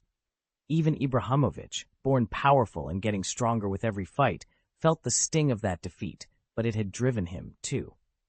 After the last battle, he felt on the cusp of another breakthrough. Next time they met those two, they wouldn't be so embarrassed. After several days of resting at home, Otani finally recovered. The fallout from what had happened in Hoenn put the rest of the Pokémon world on high alert. Leaders in every region threw themselves into rooting out criminal organizations within their borders. For a while, everywhere was calmer and more prosperous. Biker gangs vanished from the streets, and public safety improved dramatically. The reason authorities had been reluctant to tackle these groups before was simple. It was expensive. But once the cleanups were carried out, regional leaders were pleasantly surprised to find that tourism and related industries rebounded so strongly, the costs were recovered, and then some. With revenue restored and even a surplus, the regions made the crackdowns a regular effort. Annual campaigns to stamp out gangs were organized, and rewards were offered for useful tips and leads. Smaller criminal outfits grew increasingly inactive. Some quietly disbanded. Others were absorbed into larger organizations. Team Rocket, which already had tentacles in Johto, Hoenn, Sinnoh, and even Unova, in particular, picked up a lot of momentum during this period. Its networks were replenished, and its influence strengthened as the criminal landscape shifted. Sakaki was clearly up to something, and for the moment, Team Rocket made no overt moves. Instead, he quietly set up a legitimate business in the area, one so astonishingly generous that Otani felt like crying when he saw the benefits package. It really was a dream job. New hires received a handsome signing bonus and an additional joining payment. All the standard social benefits were provided without question.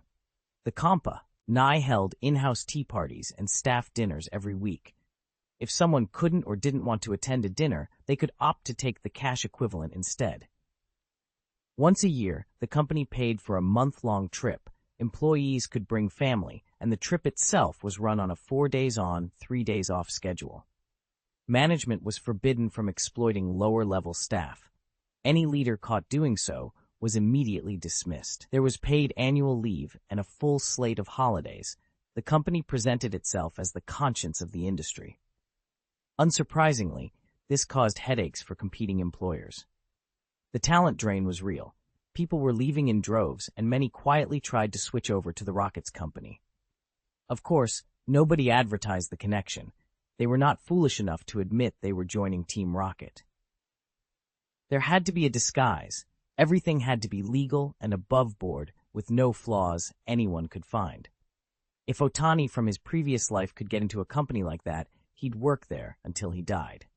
For now, though, he was back on the farm, sprawled comfortably on the living room couch watching TV. After several days of enforced rest, he had fully recovered, but the maid's sister stubbornly refused to let him work, so she'd insisted he take a few more days off. When the show ended and boredom set in, Otani went down to the lake to fish. A group of chuchuyu, the homely little fish that had been living at the farm, swam up and nosed at the shore.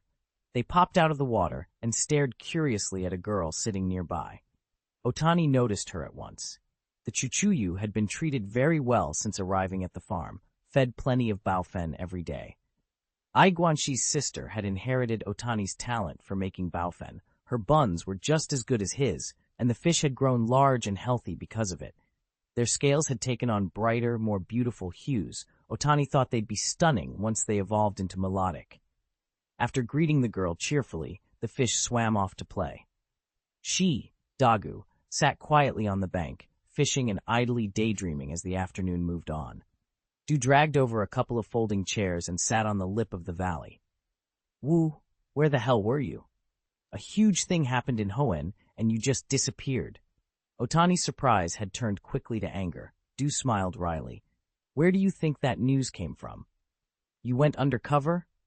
Otani blinked, then sheepishly ran a hand through his hair. Being an undercover operative was always the riskiest assignment, and as a senior investigator, Du had put himself in real danger. No wonder the information had been so precise. All right, I misunderstood. I'm sorry. I'll make it up to you. Big dinner on me for your contribution. That's more like it, Watari said, stretching out on his folding chair. Honestly, sometimes I just don't get people like Qian Song and Shui Wutong. They're talented. If they'd kept their hands clean, they'd have made a name for themselves. Why do they go and do stuff like this? Du looked out over the valley for a moment before answering. People in this world chase two things, fame and fortune. Some people always act like they're the center of the world, one of them said. It's no surprise they do the things they do. In my opinion, they're just stupid, another replied. Stupid, maybe, the first answered, but they don't think so. That's what makes them dangerous. They truly believe everything they do is right and reasonable. They convince themselves they can reshape the world into something better. Everyone wants a better world, but it won't happen just because some people decide it should. Human nature is complicated. It doesn't vanish just because the world changes. Yeah, came a quieter voice. I'm selfish too. All I want is to protect my farm and my friends. They talked that way for hours by the lake and didn't head back until the sun had set. Du spent the night at Otani's farm. It felt familiar enough that he didn't consider himself a stranger, and Otani didn't mind at all. Later, lying awake in bed, Otani replayed the day's conversation with Du in his head. Humans are so complicated, he thought. Chapter 91, Farm Expansion. Otani got up early, washed, and set about his day. After inspecting the farm, he realized the hornworm pens were already crowding the yard. If he wanted to continue raising them, the activity space would shrink even further. It was time to buy more land and expand. Buying land in the Pokémon world wasn't difficult and wasn't terribly expensive, but the paperwork still had to be done. Even with his connections, it would be about a week before everything was finalized. It was annoying. The newly built fence would have to be torn down and rebuilt once the purchase went through. Du didn't get out of bed until Otani had finished his morning chores. After they ate breakfast together, Du left. He had to return to write the report for his mission. and he also wanted to check on Xiaochun to make sure she wasn't slacking. Otani thought about sending Xiaochun a heads-up, but decided against it. If she was being lazy, it would probably be better for her to learn a lesson. Before he left, Watari went into the kitchen and packed some snacks to take with him. The housekeeper's sister also packed some of her newly made stinky flour nectar cakes for Du. Du's expression tightened for a moment. He didn't really want them, but he couldn't refuse, so he decided to give them to Xiaochun later. When Du handed the cakes over, Xiaochun beamed. "You really are the best brother." A week flew by, and Otani's application was approved. Representatives from the Alliance came out to measure the property, and Otani bought another plot roughly the same size as his original farm. With that extra land, his place could finally be called a medium-sized farm. He and his Pokémon began organizing and getting to work together the next day.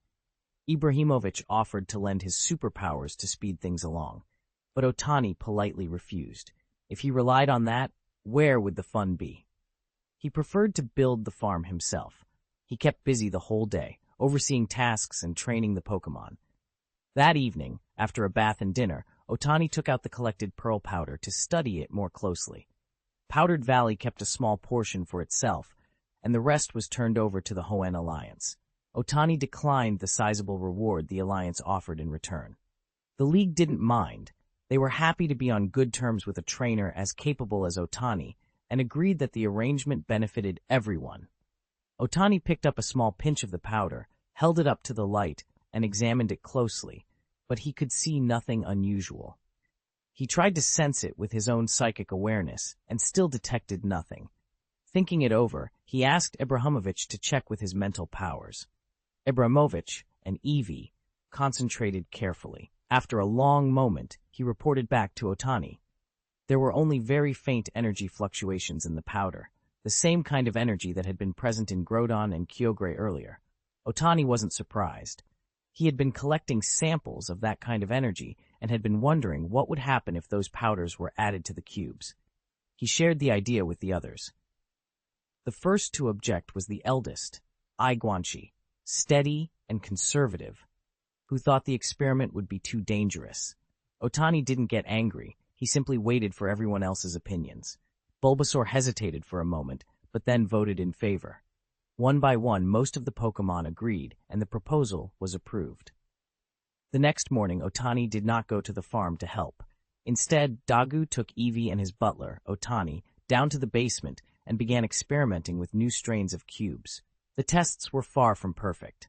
Even when they only applied the powder in the smallest amounts, ordinary fruit couldn't tolerate it. It withered or spoiled. They tried several different mixes without success. Finally, Dagu eyed the super cube machine in the corner. "Do you want to try it?" he asked. Otani hesitated. "If it breaks." "That thing costs 1 billion Alliance coins," Dagu said. "You could buy a lot of land with that." "It's true," Otani admitted. Dagu shrugged. "I bought that other parcel for under 100 million. It's as big as the farm we're on now, and basically belongs to us forever, unless our family line dies out and the Alliance reclaims it. So if the machine goes, so what? I can afford it." That settled it. Otani started up the super cube machine. After completing the required preparations, he carefully dropped a single grain of the powder into the concentrated solution. Both of them watched the readouts with tight attention. The energy spiked but stayed within the instrument's tolerance. Otani let out a short breath of relief and continued with painstaking care. For the next 4 hours, Dagu and Otani took turns tending the machine, making minute adjustments and monitoring the data. At last, the process reached the harvesting stage. Eevee sat quietly at Dagu's feet, ears perked. Otani wiped his palms, steadied himself, and focused every ounce of attention on the final steps. Everything hinged on this one move. When the readings hit the required threshold, Otani hit the button. The machine released a burst of steam that immediately clouded his vision. Ibrahimovic noticed and stepped forward to disperse it. A few minutes later, the device wound down. Otani checked the temperature readout and frowned. It had nearly overloaded. "We'll have to keep it offline for a while," Ibrahimovic said. "Handle it carefully until then." Otani pulled on a pair of gloves and carefully picked up a bead that had rolled out of the instrument. The The bead was mostly transparent, but at its center a colorful pattern swirled, like a strand of jeans. For a moment Otani just stared, then swore under his breath. Damn, why does this look so much like a Mega Evolution stone? That can't be right. The steward nearby looked equally baffled. Ibrahimovic frowned and reported, there's a strong energy fluctuation coming from it, but it's a single, isolated spike. Otani let out a shaky sigh of relief. If that really had been a Mega Evolution stone, he thought, he might be wiped off the face of the earth by tomorrow. The ability to make Mega Evolution stones would drive any organization insane. People would do anything to get their hands on them. With Otani around, there could be an endless supply, enough to try on every Pokémon, even if you didn't know which stone went with which creature.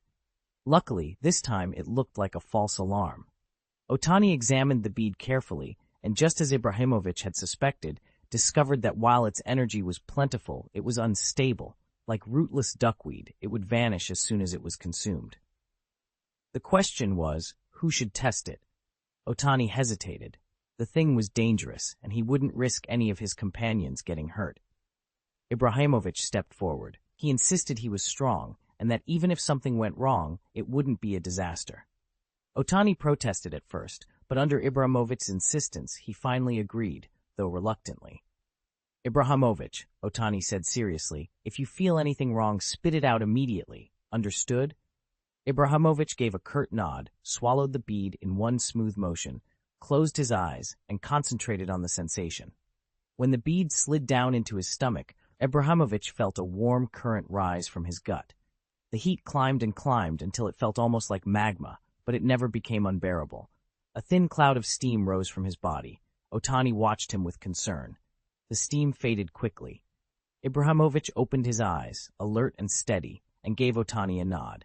He then used his telepathy to share the sensation he'd just experienced. Otani listened, and it made sense to him. The pattern on the device had been redder than before. No wonder the reaction had been stronger.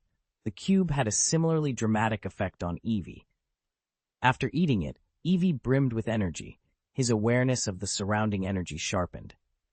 With a little concentration, he could slip into a near unity with nature, feeling the world's subtle changes and fluctuations through his whole body and mind. His ability to control energy had improved by leaps and bounds. The block's effect was astonishing. It brought significant improvements to Eevee, and would likely do the same for other Pokémon. It was a shame the machine was out of commission for now. Production would have to wait until next time. Otani led Eevee and his butler brother up out of the basement. After lunch, Otani sat down and wrote up all his observations and ideas about how to reproduce the cubes. Chapter 92. Rampage. A week later, summer officially arrived, but thanks to Venusaur's help, the crops on the farm were thriving. The heat didn't faze them. Otani had been working in the basement. With the experience from last time, production went smoothly, and he finished quickly. When he came back outside, Bulbasaur and the others were waiting for him. Bulbasaur stared up at Otani with pleading eyes. Otani felt a little helpless. He hadn't expected the usually calm Bulbasaur to be so agitated and to insist on going first. Ibrahimovic had eaten one last time and said he'd been fine, but he wasn't as strong as Venusaur, and Otani worried Venusaur might not be able to handle it. Venusaur, however, kept pushing for it, and Dagu, soft-hearted as always, finally agreed. Otani watched nervously as Bulbasaur swallowed the cube in one gulp. At first everything seemed fine, but then Venusaur's expression changed, tightening and contorting with pain. It got worse and worse. Otani couldn't stand it. "Eevee, hurry," he started. Before he could finish, Bulbasaur cut him off, speaking with effort. "No, okay. Don't be so stubborn. This isn't a joke. Spit it out now." Otani's voice was sharp with worry, but Venusaur simply dug in its heels. No amount of coaxing would make it release whatever it was holding. Eevee's ears flattened. Even he admitted there was nothing he could do. Whatever energy had been built up was already spilling over into Bulbasaur. Bulbasaur screamed and collapsed, convulsing on the ground. Otani darted forward and reached for the nearest Pokémon, and felt it. Searing heat. The skin under his palm blistered instantly. "It's burning hot! Quick, get him in the lake!" Otani shouted. Eevee focused his psychic power and moved Bulbasaur into the water, but the lake itself was warming fast. Heat poured off Venusaur like steam from a kettle, and the surface soon began to simmer. Dozens of water-type Pokémon that had come to help flinched and backed away. They couldn't stay in water that was rising toward boiling. Otani had no choice but to shepherd them to the cooler river outside and promised to make it up to them later. Otani glanced toward Gyarados, willing a freeze beam to cool things down, but Eevee stopped him. "If you use that now, it could trigger an explosion," he warned. The heat needed a controlled outlet, not a sudden temperature shock.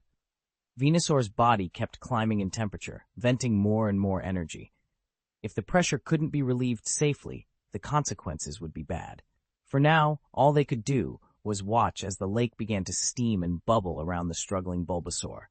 The heat kept radiating outward, so Ibrahimovic extended his power to hold it in. He maintained the barrier all day. If the Pokémon at the center hadn't continued to show faint life signs, Otani would have given up long before nightfall. Fortunately, as dusk fell, the creature's breathing evened out and the pained expression eased. But the crisis wasn't over. The vegetation around the lake began to grow at an impossible rate. Within minutes, the grass shot up taller than the valley floor, and the same runaway growth spread across the farm, though nowhere near as violently as at the lake shore. Sharp-toothed Landshark and his men tried to hack the overgrowth back, but the blades barely made a dent.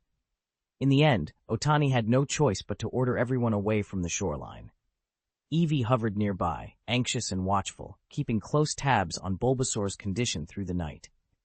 A whole second night passed before the Pokémon finally opened its eyes. There was a troubling discovery. Weakened from the ordeal, it had forced the cube down its throat. The injection of power made it much stronger at once, but it had not yet learned to control the surge of energy coursing through its body. The surge in growth had turned the whole Otani farm into a writhing tangle, plants growing out of season, shoots mutating into strange forms. Otani cursed himself for not insisting earlier. If he had pushed harder, none of the is would have happened. Fortunately, Ibrahimovic was with them. His psychic power was strong enough to hide the farm from the awareness of everyone nearby, to mask the chaos so the Alliance's leaders wouldn't notice, and to put a mental barrier around the property. Otani and Ibrahimovic quickly discussed a solution. Eevee offered to help by sealing some of Venusaur's current power, then slowly releasing it so Venusaur could adapt. Otani agreed at once. Energy flowed through Eevee, spreading outward until it wrapped around the Pokémon. Bulbasaur, who had already been pushed partway through its transformation into Venusaur. Its wooden, twisted flesh began to reverse, slow color and texture returned. At last, the energy concentrated on its forehead, forming a bright green leaf-shaped mark. Almost immediately, the rampant plant growth across the farm stopped. Otani looked around at the weeds now towering over him and felt a dull headache. After a moment, Venusaur, battered and bleeding in places, hauled itself out of the lake, exhausted but alive. He had felt as if he'd fallen into molten rock, trapped in a burning sea and forcing every last bit of natural energy through sheer will to fight it off. It did no good. He could only watch himself being swallowed, layer by scorching layer.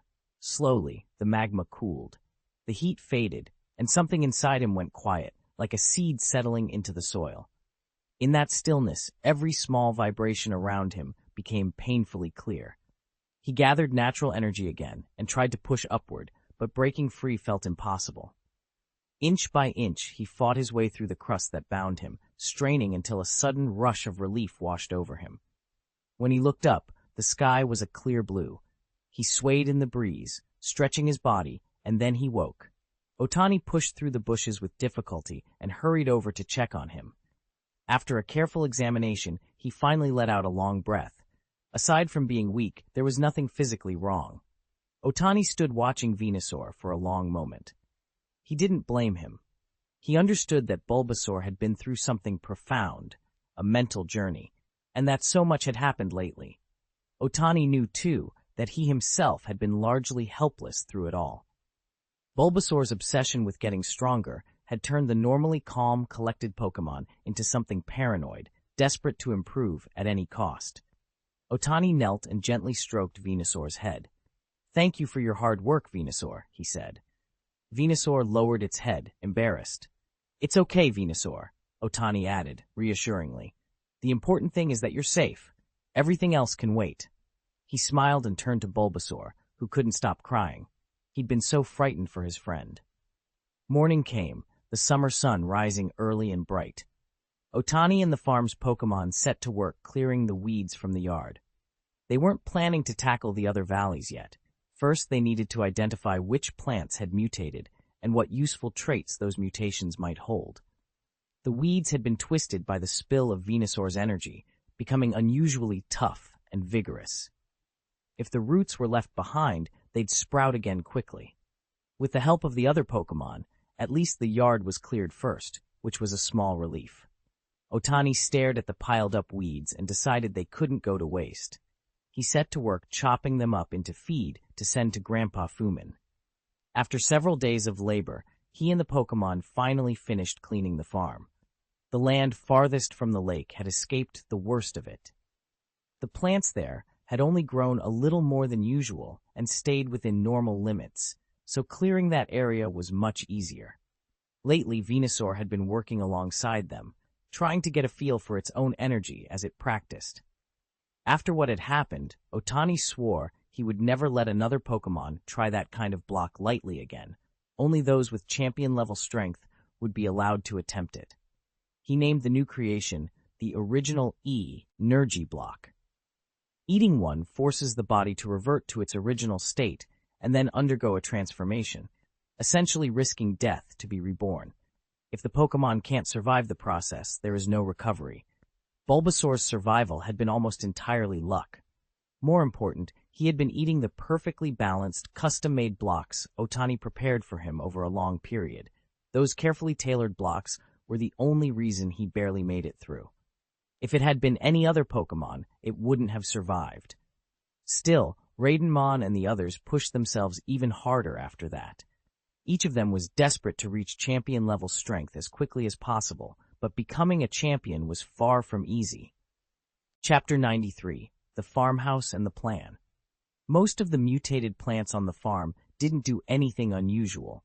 They were just a bit bigger than normal. What really surprised Otani were the changes in the fruit trees. The orchard sat close to the lake and had been more strongly affected by whatever caused the mutation. Not only were some fruits larger, but the trees were producing far more fruit as well. Otani picked one specimen of each variety and set them by the house. He planned to select and breed from them, to develop strains that combined higher quality with higher yields. After that small detour, he threw himself back into farm work. There was a lot to do. Besides expanding the property, he needed to buy a batch of unicorn beetles and a group of 3 honeybees. He also wanted to build a small breeding house by the farm entrance. In addition to selling Pokémon, Otani hoped to turn the farm into a place where civilian trainers of good character and strong academic standing could adopt Pokémon for free. To do that, he would need to broaden the variety of Pokémon on the farm.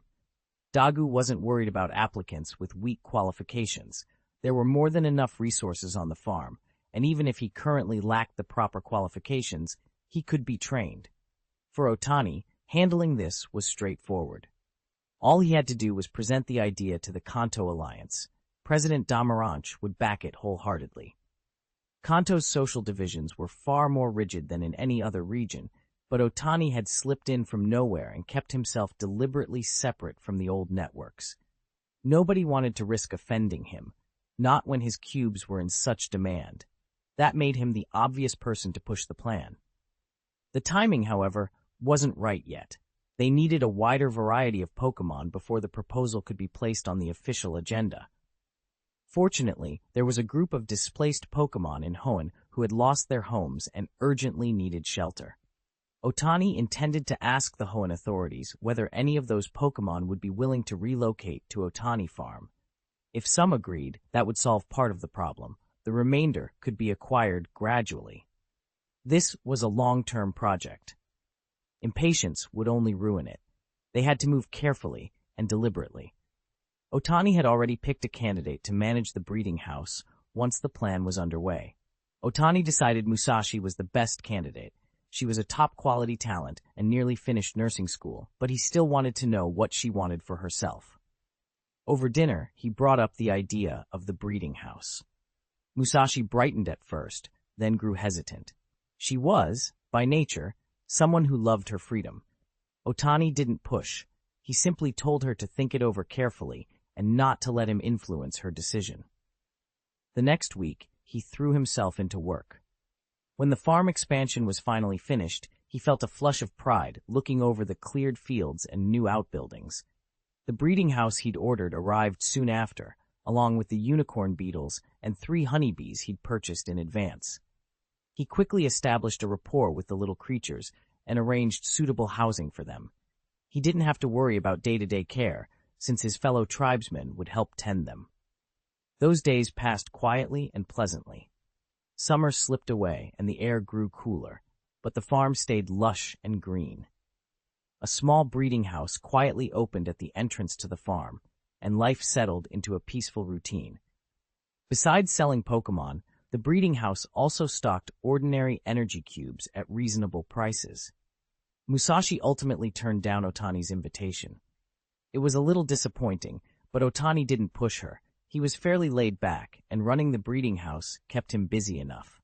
On the Hoenn side, Otani kept in touch with Daigo, but none of the local Pokémon were willing to leave their homeland and move to his farm. That was unfortunate but not surprising. For the time being, the only way to ease the variety on the farm was to buy new species. The breeding house had been open for a long time.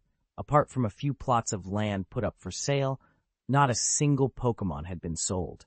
It wasn't that there were no interested buyers. Otani simply refused to sell. He had 2 reasons. First, his power let him sense other people's emotions, so he could tell at a glance whether a trainer was sincere or not. Second, he didn't see Pokémon as mere commodities. Only trainers who had passed the first level were allowed to choose a Pokémon from his breeding house. Trainers must choose for themselves and can only take a Pokémon by defeating it in battle. If the Pokémon refuses, it can't be forced. So far, Otani hasn't found a trainer who satisfies him, but he isn't in a hurry. Capturing and selling Pokémon isn't his livelihood. The first arrivals at his farm were the common species from Kanto and Chengdu, sent there one by one. There were also several starter Pokémon from the major starter families, for example, Charmander, Blastoise, and Bulbasaur from Kanto, along with the Johto starters. Otani had put a lot of effort into acquiring those 3 famous lineages, but he'd been blocked from getting the officially qualified specimens. Still, the Alliance's senior leaders quietly allowed him to purchase a number of starter Pokémon. Otani was one of their own, and his farm was meant to become a place where civilian trainers could receive Pokémon. Leaving the formal qualification issue for Otani to resolve made sense. The top-tier, fully qualified members of those 3 families had already been reserved. Even the lower-grade stock from the 3 great families couldn't be released freely. They were kept as breeding specimens. Otani had managed to secure that arrangement through Dew's connections. With a few basic starter Pokémon, you can begin breeding within the same egg groups and slowly build up the numbers, but that's a long-term process. The Alliance was beginning to recruit outstanding civilian trainers as well. The program was still in the vetting stage and had not been announced. They were intentionally keeping it quiet to prevent unscrupulous people from trying to snatch up qualifications. Right now, the Alliance was discreetly monitoring the behavior and character of eligible youths at schools across the region. There was no finalized list yet. This was meant to be a careful, gradual effort, not something to rush. Once candidates passed inspection, the selected civilian trainers would come to Otani Farm to choose the Pokémon they wanted and sign a contract with Otani. If a trainer later decided they no longer wished to keep a Pokémon obtained through Otani Farm, they would return it to the farm. Otani would take it back and recycle it into the breeding program, giving the trainer partial compensation according to the agreed terms. If a trainer abused a Pokémon, the Pokémon would be taken back immediately and all subsidies would be cancelled. The subsidy would be split between the Alliance and Otani. Otani would supply the cubes, and the Alliance would provide the money. President Damaranch had already made up his mind. The amount of aid was generous, enough to cover a trainer's food and lodging, and with Otani providing the cubes, it seemed certain that a crop of excellent civilian trainers would soon emerge across the Kanto Alliance. Otani, bored, sank onto the sofa in the breeding house with his Evie, Ibrahimovic, in his lap and turned on the TV. Lately, Ibrahimovic had become obsessed with a children's cartoon called Malva Worm Adventure, which followed a brave lava worm as it raced off on daring journeys. Otani found the show ridiculous. Magma worms were naturally slow creatures. There was no way one could move that fast, but it was meant for kids, so he didn't take it seriously. He let himself relax and watch. Ibrahimovic grew more and more excited as the episode went on. Before long, Otani dozed off on the sofa, still sitting up, while his Evie watched the glowing screen with wide, rapt eyes. The wind chimes hanging G by the door tinkled, announcing that a guest had arrived. Chapter 94, Shorts. Boy Otani was roused by the tinkle of the shop bell. When he looked up and saw someone hesitating in the doorway, he absently touched the corner of his mouth and moved to the counter. A small boy in shorts and a straw hat stood there, shy and a little guarded. He could have stepped out of the game itself. Otani smiled and kept his voice soft. "Little man, are you here to pick out a Pokémon?" The boy stayed rooted to the threshold, not stubborn and scared all at once. After a long pause, he finally spoke in a small voice. "Mr. Otani, I only have 500 Alliance coins. What Pokémon can I buy with that?" Otani blinked, then his smile widened. He knew how hard it would be for a child to save up that much. The boy must have worked up a lot of courage to come here.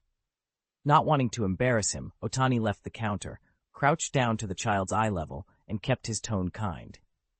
"Of course you can, but you haven't told me your name yet. What's your name, and where are you from?" The boy flushed and fumbled with his words. "My name is Xiao Lei. I live at the Happy Egg Welfare Home. It's not far from here." At the mention of the welfare home, Otani's expression softened. Otani knew this welfare home well. It was full of children without homes, some abandoned, some who had lost their parents when they were very young. He made regular donations here. It was his way of helping. He took Xiao Lei's hand, and they sat together on the living room sofa. Then Otani got up and brought back snacks and juice. "Let's have something to eat first," he said with a smile. Xiao Lei looked longingly at the food and the drinks, but he didn't reach for them. "Melissa's mom said we shouldn't take food from strangers," he said. "It's okay," Otani replied. "Melissa and I are friends. You can trust me." Xiao Lei still hesitated. Otani watched him for a moment and nodded inwardly. He was a good kid. "Xiao Lei," he asked, "why do you want to buy Pokémon?" At that question, the boy's face lit up. "To protect the orphanage," he said eagerly. "To protect Melissa's mom, so the bad people can't bully us anymore." "Bad people? What happened here?" Otani asked. Xiao Lei's excitement faded. He looked down. "I saw Melissa's mom giving money to some men," he said quietly. "Those men come to the home a lot. They're just like the bad guys in my picture book. I want to buy a Pokémon so I can scare the bad guys away. So that's the plan." Otani headed for the door and glanced toward the welfare home. "I've got some time. I'll take you back and help you deal with them." "Really? Melissa's mom taught me to say thank you when someone helps." Xiao Lei hugged himself with delight, then gave Otani a small, polite bow. Otani shut the breeding house door, hung a sign that said they'd stepped out for a while, and set off with Xiao Lei toward the welfare home. Ibrahimovic trotted at his heels. Xiao Lei didn't take his eyes off Ibrahimovic. His face was full of longing. Ibrahimovic had always refused to let anyone touch him except Otani, so there was nothing Xiao Lei could do but watch. After about half an hour, they saw the welfare home ahead. Someone stood on the doorstep, looking around anxiously. "Miss Melissa," Otani called. Melissa turned at the voice, and when she saw the little boy beside him, she visibly relaxed and hurried over. "Miss Melissa, don't be mad at Xiao Lei, all right?" Otani broke in before she could speak. Melissa stared at Otani, puzzled. He explained what had happened, and she let out a long, weary sigh. "You're right, Mr. Otani. They threatened me with the baby. I really didn't have a choice," she admitted. "Don't worry, Melissa. I'll take care of it," Otani said. He handed Xiao Lei back to her and started to turn away. Just then, a trio of shabby, middle-aged men drifted over. "Melissa, my brothers are a little short on cash lately. Mind lending us some? One of them asked, his tone greasy. The speaker was a fat, bald man. A younger man at his side gave his sleeve a tug to get his attention. The bald man caught Otani's tatty gaze and sneered. Well, pretty boy, where are you from? Oh, you're not Melissa's lover? Even better, you can chip in too. Aren't you afraid I'll tell Miss Junsha what happened here? Otani asked, expressionless. The three of them exchanged looks and burst out laughing. Junsha? We don't fear Junsha, the bald man scoffed. If she tries to make trouble, they'll detain her for a few days at most. What can she do to me? A tall, thin man standing behind the bald one tossed his head and added the remark with brazen arrogance. Otani shot Ibrahimovic a look and gave a slight nod. I'll leave him to you. Just teach him a little lesson. Ibrahimovic nodded and took a few steps forward. The bald boy at the center of the group noticed him immediately. A black Ibrahimovic? That thing could fetch a lot of money, the bald boy sneered. But when he caught sight of Ibrahimovic's red eyes and the expression on the two younger kids standing behind him, their amusement faltered. Something in their faces tightened, old, painful memories surfacing without warning. A loser like you wants to be a trainer? How ridiculous! Relying on that bug, the red-haired boy jeered as he planted his foot on the unicorn beetle. The beetle let out a pained cry. Stop it! Stop! Unicorn! Don't! The beetle's owner cried. Several boys pinned the child to the ground. He struggled and squirmed, scraping his skin raw on the gravel, blood welling where the stones caught him. But they held him down and laughed. If you want it, come and take it, the redhead taunted, kicking the beetle away. The others joined in, booting the injured insect back and forth like a football. Stop! Stop! Leave it alone, the boy screamed. Summoning everything he had, he twisted free from their grip, ignoring the pain as his hands and knees were torn by the ground. At last he scrambled up, scooped the battered unicorn beetle into his arms, and hugged it tight. Wow, pretty strong, aren't you? Come on, hit me! The red-haired boy sneered, embarrassed and angry. His cronies surged forward, punching and kicking. The boy went rigid, wrapping himself around the little unicorn to shield it. They kept beating him until they were finally exhausted. When they were done, they even laughed and urinated on him and the creature. Then, triumphant, the red-haired leader spat. Ha-ha! You're an idiot, a loser. You want to be a trainer? Go eat shit, and stalked off with his gang. When the dust settled, only the boy and the unicorn remained. The boy cradled the limp Pokémon in his arms, voice shaking. Unicorn, are you okay? The unicorn turned its pale eyes toward him, weakness clouding its expression. It weakly pawed at its jaw, gave a small, pained blink, and then fell perfectly still. No, don't leave me, unicorn, he screamed. Panic shoved the rest of the world away. Grabbing the unicorn, he ran straight for the Pokémon Center, ignoring the cold, judgmental looks of bystanders. He burst through the doors and into the clean, bright room. Miss Joy's face, usually kind, went pale with regret. She examined the little body for a long moment, then looked up with a sorrow that needed no words. I'm sorry, she said quietly. It's gone. He pressed his teeth together until his jaw ached to stop the sound from breaking out. His breath hitched, tears burned, but he would not let them fall. Miss Joy gave a soft, helpless sigh and looked away, as if the apology itself was all she could offer. Just as she was about to ask Happiny to take him to change into dry clothes, the child whirled around and ran off. He was shouting something half delirious. The unicorn's dead. His heart's dead too. From now on, I won't be a good person anymore. I'll be a big bad person. The worst. Then, as if ashamed of his own tantrum, he mumbled, I'm just trash, a piece of trash, and raced away. The sound of that broke something in the bald man. He sagged to the floor and began to sob. The younger brother behind him started crying too. Before long, there were 3 full-grown men on the ground, clinging to one another and crying like children. It was a pitiful sight. Otani frowned, unsure what to do. Ibrahimovic looked helpless as well. All he had done was use his ability to make them remember their most painful moments. He hadn't meant for this reaction, and he didn't understand why it had hit them so hard. The bald man cried for a long time, as if he were trying to pour out years of grief and bad luck in one go. When he finally stopped, he and his 2 younger brothers got up in a daze and shuffled away, muttering to themselves. Chapter 95. Everyone has the right to pursue their dreams. Melissa scooped Xiaolei into her arms and turned to Otani. Mr. Otani, thank you so much. It's nothing, Miss Melissa, he replied. We're neighbors. If you ever need anything, just come to me. She shook her head. I can't. You already send money to the welfare home every month. You've done so much. I can't ask for more. Otani didn't argue. Instead, he steered the conversation in a different direction. Have you thought about what will happen to the children in the long run? The question made Melissa uncomfortable. It had never been easy being both mother and father to more than a dozen kids, and the thought of their uncertain futures weighed on her. I don't have a good solution right now, she admitted. I'm trying to find suitable adoptive families, but it's slow going. I have an idea, Otani said quietly. Would you like to hear it? She nodded, puzzled. I'll fully sponsor the children at the welfare home, he continued. I'll hire several caregivers to help you, and I'll cover the costs. Melissa stared at him. This is too much, she began. She hesitated for a long moment. Then, realizing how much it would mean for the children, she couldn't refuse. The terms Otani offered were too generous for Melissa to refuse. That's wonderful. Thank you so much, Mr. Otani, she said, bowing to show her gratitude.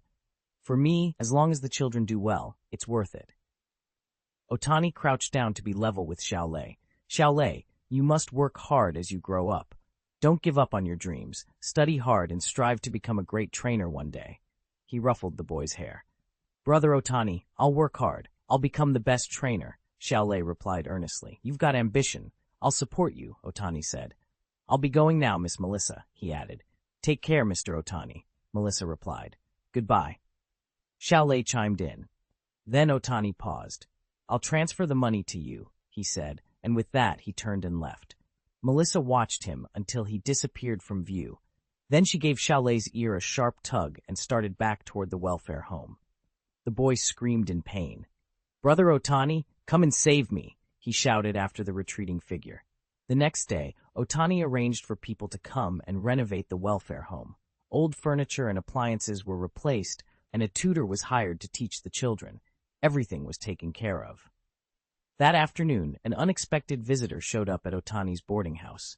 A balding, middle-aged man stood on the doorstep in his best clothes, hesitating for a long moment before finally forcing himself inside. Otani looked up when the doorbell rang and felt a flicker of surprise at the man. The visitor swallowed and blurted, I'm sorry for what I did before. This is all my savings. Please, could you give it to Melissa? He produced a small box, set it on the counter, and pushed it toward Otani as if that settled everything. Then he started to turn away. Wait, Otani called after him. The man froze, then turned back with an awkward, ingratiating smile. Otani didn't make a scene. He picked up the box and handed it back into the man's hands. Don't cause any more trouble at the welfare home, he said quietly. Then you can keep this. The box was clearly important to the man. Otani studied it, not an adult's design at all, the sort of thing a child would own. It was worn and old, but clearly well cared for. Its surface gleamed where someone had often polished it. Sit down, Otani said, gesturing to the sofa. He settled into an armchair across from the man and waited for him to take a seat before speaking. The middle-aged man cradled the small box carefully as he sat down across from Otani. Otani brewed a pot of tea and poured him a cup. The man accepted it with both hands, a quiet, grateful gesture. Do you live nearby? He asked after a sip. Yes, Otani replied. My home's in a small village on the outskirts of Panlin town. So you know the area then? At least around the neighboring villages. I'm familiar with the surroundings. Good. The man set the cup down and looked at Otani for a long moment. Would you be interested in working for me? What? Otani's surprise was obvious. You don't want to? The man said quickly, as if worrying he'd offended. I won't force you, only if you're willing. Otani recovered his composure. No, not at all. It would be an honor. May I ask what the work is? The man spoke cautiously, lowering his voice. Don't worry. I'm not asking you to do anything wrong. I need someone to help me find groups of children of the right age in the surrounding areas, document them, and bring the records to me. I'll pick the ones who are suitable and sponsor them to become trainers. I need detailed, clear notes on each child's personality and character. I'll put the terms in a contract. This would just be the first task. When he left yesterday, Otani had vaguely heard Ahai muttering something about a unicorn beetle. It sounded like a painful memory for him. If it hurt that much, the beetle must mean more than it let on. Maybe Ahai had once been like Xiaolei, wide-eyed, dreaming of becoming a great trainer, only to have that dream die before it ever really began. Otani didn't dwell on it. Ahai's apology had felt impulsive, something done on a whim. If he hadn't shown up, someone else might have. Whoever that person was, Otani found them a little suspicious, but he let it go for now. Ahai walked home buzzing with excitement. His little house was a bit untidy, though clearly kept clean enough. He'd been careful about his things. He took the contract out slowly, still half in disbelief, then checked his bank account. A month's salary had already been deposited. That confirmed it was real. "I won't let Mr. Otani down," he promised himself. The next morning, Ahai grabbed his notebook, put on a suit, and set out to visit the neighborhoods he knew best. He moved from street to street, jotting down names and details, carefully recording every child who might be suitable. Ahai couldn't afford to be careless. He knew how much these children were counting on him. He wished, not for the first time, that he'd had someone like Mr. Otani looking out for him back then. With a quiet sigh, he threw himself into the work. 3 days later, he handed in a detailed report. Otani read it carefully and nodded approvingly. Seeing his boss satisfied, Ahai felt a surge of relief. "Can you handle this?" Otani asked. "It's fine for now," Ahai said quickly. "I'm a little tired, but I can manage." "Good." Otani tapped the desk. "I'll authorize 5 positions for you to fill. Go recruit them, have them sign contracts, and bring the papers to me. I'll handle the pay. Make sure you pick reliable people." Okay. I won't let you down," Ahai promised. After he left, the breeding house fell quiet again. Everything Otani was doing now was groundwork for the future. The full effect was hard to measure, but when it was finally announced, the fallout would be enormous. They had to finish this before their opponents had a chance to react. He could only hope President Damaranch's side was moving as smoothly. Chapter 96. Hope at Kanto Pokémon Academy. 10-year-old Xiao Wu hunched over his desk, absorbed in his studies. His family wasn't well off. Simply keeping him in school was already a strain, and there was no extra money to buy a partner Pokémon. That was why his grades mattered more than anything. He worked relentlessly, and his scores had kept him near the top of his class. There was a chance, one small, almost impossibly valuable chance. Each year, the highest-ranked graduating student was given the opportunity to take one of the 3 starter Pokémon. Only a single student received that privilege, which made the competition brutal. Xiao Wu had learned to treat every lesson, every exam, every small improvement as a step toward that one slot. "Xiao Wu, come out for a moment." The head teacher's voice at the door pulled him from his work. Confused, he closed his textbook, stood, and followed the teacher down the hall to a small office. "Go in," the head teacher said, pausing at the door. "They'll ask you a few questions. Answer them clearly."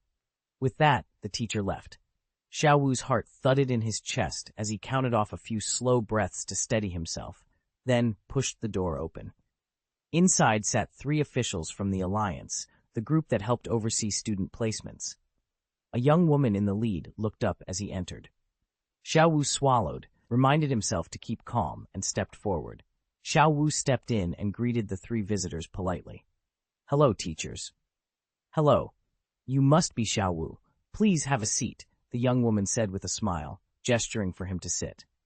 The delegation President Damarange had sent consisted mostly of young people with spotless records. Each of them had signed a strict non-disclosure agreement forbidding any talk about the assignment. Their stated purpose was routine, to recruit civil servants for the Alliance, an exercise the school had seen every year, so the visit didn't attract suspicion. The only difference was timing. In past years, recruitment took place right before graduation. Now it was happening more than 3 months early, with graduation not until September. Damarange had already prepared an explanation. Previous pre-graduation recruiting had always felt rushed, leaving many students no time to think. This year, they'd simply moved the process forward to give candidates more opportunity to consider their options. The justification was persuasive, and the decision had been approved without difficulty at the meeting. The leaders of the major powers weren't fools. Nobody would pick a fight with President Damaranch over something trivial, not without a very good reason. Damaranch was an elder statesman, respected, experienced, and highly capable within the Alliance's top leadership. Otani hadn't been deeply involved in the matter. It was Watari acting as the spokesman. During the work report, he had simply said, "Xiao Wu, this is a confidentiality agreement. Read it and sign if you have no objections." The young woman produced the document, handed it to the person beside her to pass across the table, and watched as it reached Xiao Wu. He read it carefully and only signed after confirming it was just a routine confidentiality form. She put the papers away and signaled 2 people to take positions by the door and the window. They'd already swept the room on their way in and confirmed there were no bugs or Pokémon hooked up to eavesdrop. "Xiao Wu, what are your plans for your future development?" she asked. The question put him on edge. He blinked, suddenly wary, and listened closely as the words hung in the air. Xiao Wu gave a formal, official answer. The woman nodded, then asked a few perfunctory questions. She put her pen away, closed the notebook, glanced at her colleague, and the colleague nodded back. At that moment, Xiao Wu realized they were moving on to the real reason for the visit. "Xiao Wu," the woman said, "with your current grades, you probably won't graduate at the top of your class. The League is piloting a new policy. Would you be interested in hearing about it?" He felt a flicker of doubt, but curiosity won out, and he nodded. The woman went on to explain the purpose of their trip and the conditions attached to a proposed subsidy. When she finished, the 3 of them relaxed and sat back as if nothing more needed to be said. Xiao Wu walked back to the classroom, feeling a little lightheaded. The homeroom teacher paid him no attention. The next 3 people they questioned were just part of the routine civil service checks. It became clear the inspection had a narrow focus this time. This academy, and Xiao Wu himself, who had no connections to any organization, were the targets of their visit. Academic records, a clean personal history, strong resolve, filial devotion, all of those things were checked before they were admitted. The other top-ranked candidates almost always had ties to the established factions. That's how the big powers grow. They quietly contact promising civilian students ahead of time and try to win them over. For ordinary civilians, opportunities like this are rare and choices are limited. The organizations typically offer long-term contracts, usually around 5 years. During that period, they provide the starter Pokémon, a span of training resources, and a modest stipend. That's the baseline. Those who perform exceptionally well receive additional investment and ever deeper ways of tying their interests to the sponsor.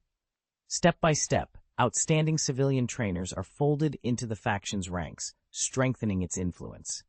Conversely, those who don't meet expectations are handled very differently.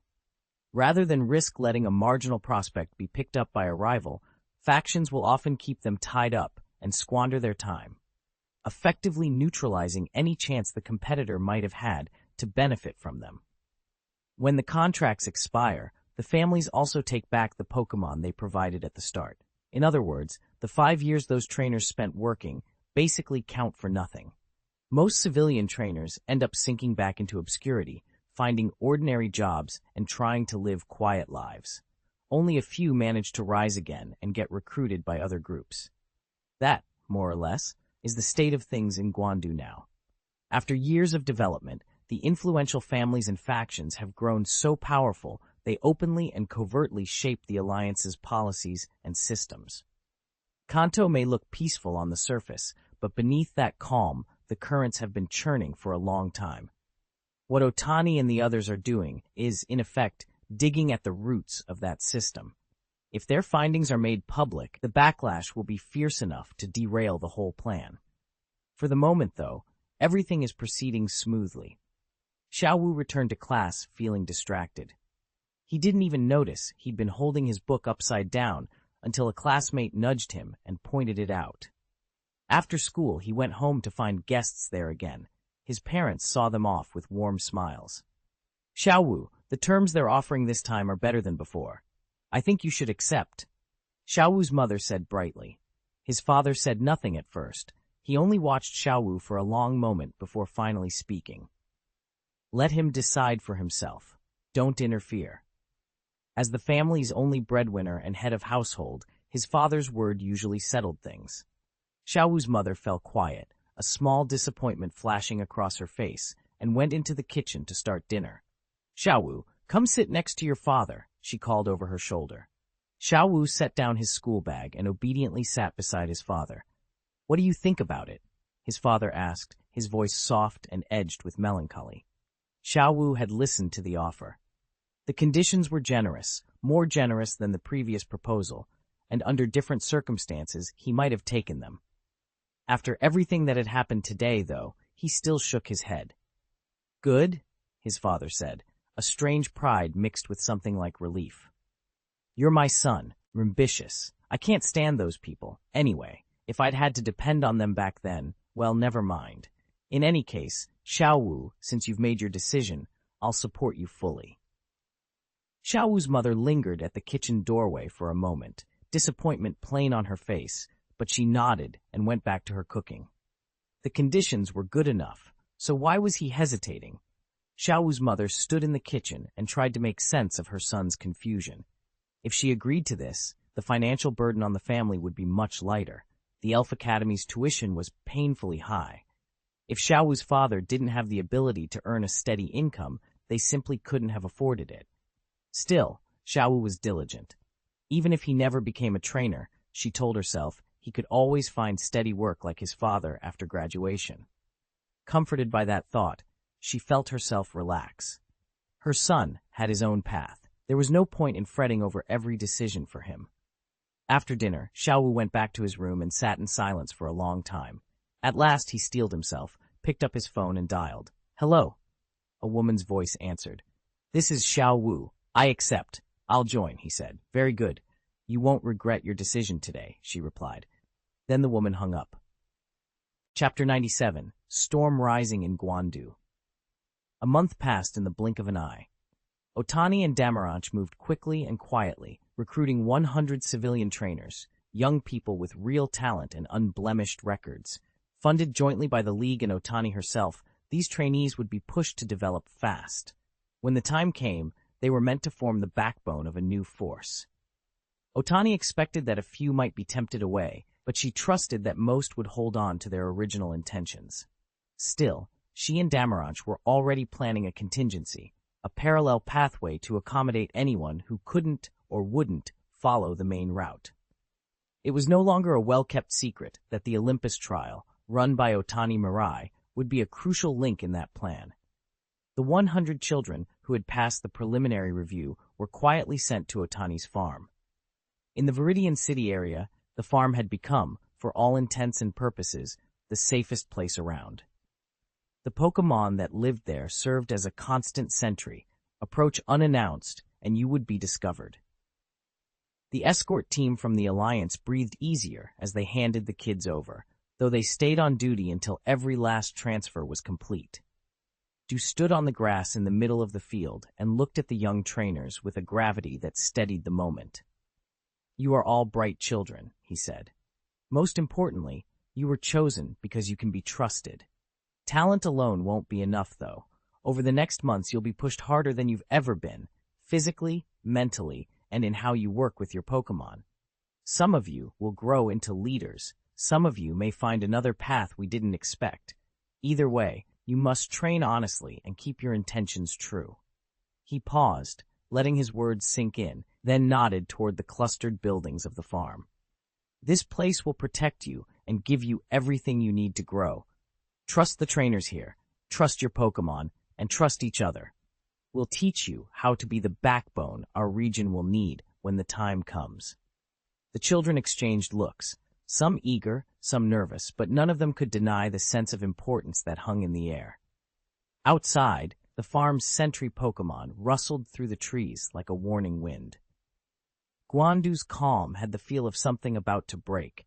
Clouds gathered on the horizon, and beneath them the first stirrings of a storm were already beginning. "This will be a day you'll never forget. Come on." When the league champion stepped forward, the nervousness that had been buzzing among the children eased at once. Xiaowu stared at him with wide eyes. "I want to be as great as Mr. Du," he thought. Otani arrived beside the champion, surrounded by the farm Pokémon that were willing to follow trainers. He addressed the kids with an unusually serious tone. I've always believed a trainer-Pokémon relationship goes both ways. When you choose a Pokémon, it's also watching to see if you're worthy, so pick the one that fits you best. Don't just chase raw power. Okay, let's get started, Otani said, and called the Pokémon around him. For many of the children, it was their first time seeing so many Pokémon up close, and excitement lit up the group. Xiao Wu, strangely calm despite his excitement, watched them more carefully than the others. The Pokémon, a stoat, a clown-like Pokémon, a Rattata, and a Caterpillar, had been bred to exceptional standards.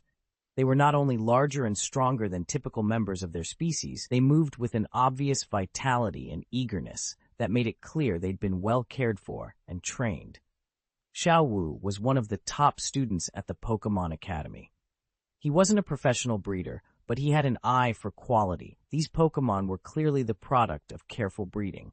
Each one showed real potential. With the right training, any of them could become a main battler on a team. Still, he hardly glanced at the others, even the relatively rare swimming ring weasel native to Kanto. His attention was fixed on a single green caterpillar. There was something almost magical about it. At first sight, he felt certain it was the Pokémon he'd been dreaming of, though he couldn't have said why. Caterpillars like this were common, more common than stray dogs in Kanto, so the feeling made no sense. He set his doubts aside, took a breath, and walked up to the little creature. "Hello, green caterpillar. Can I be your friend?" he asked. He crouched down in front of it. The caterpillar blinked happily, Sasai let out a soft woo and gave a cheerful nod. It clearly loved making friends. Xiao Wu smiled and began to talk to it. He spoke, and the caterpillar listened. The caterpillar nodded now and then, as if to show its agreement. The other children wasted no time. Each picked a target Pokémon and began trying to establish a connection. Otani and Watari stood at the edge, watching in silence. "Why not just give them the Pokémon?" Du asked doubtfully. "If a trainer can't communicate with their Pokémon on equal terms, they aren't really a trainer." Otani answered calmly, and Du mulled it over before nodding. He understood. His own bond with his Pokémon was the same. They were like family, comrades who had faced life and death together. Their relationship had long since become inseparable. Half a day passed, and the communication period came to an end. Otani gathered with his Pokémon, while Watari led the children across to the next test, where Ibrahimovic had been waiting. Du escorted one person there, and then left. He didn't want to repeat that experience. At first, the children were taken aback when they saw the black Eevee. The surprise didn't last. The moment Eevee's ability activated, every child slipped into vivid hallucinations. Otani had been wary of this particular assessment at first, but Ibrahimovic had convinced him to allow it. How could anyone become a powerful trainer without a firm heart and iron will? That was what the test was meant to prove. If a child failed, Eevee would alter their memories and Otani wouldn't abandon them completely. He'd arrange a starter Pokémon through the breeding house, but their funding and support would be cut. Fortunately, these kids were fiercely competitive. They clenched their teeth and passed one by one, and Otani finally exhaled in relief. The exam also served as a final screen against spies. It wasn't impossible for shady organizations to groom promising youngsters from an early age and deploy them later, so this was their last safeguard. When the tests finished, Du led the children away to rest for a while, then returned to the grassland beside the trainers. Otani smiled. "I'm very glad you all passed. That shows you have steady hearts. I believe each of you will go on to make your own stories. Next," he added, "we'll let the Pokémon decide whether they want to follow you." The children stared at the Pokémon they'd just spoken with, eyes bright with anticipation. The Pokémon came out without hesitation and began to approach their future trainers. A Caterpie was the first to leap forward. It landed straight into Xiao Wu's arms and snuggled in, all coquettish. Xiao Wu laughed. The little Caterpie's happy wriggle felt like a smile, and in that instant their bond was made. A Boozle, the little swimming weasel, quietly chose a shy girl nearby. Before long, each of the 100 children present had been chosen by their Pokémon. Otani stood off to the side, watching the scene with a warm, almost helpless smile.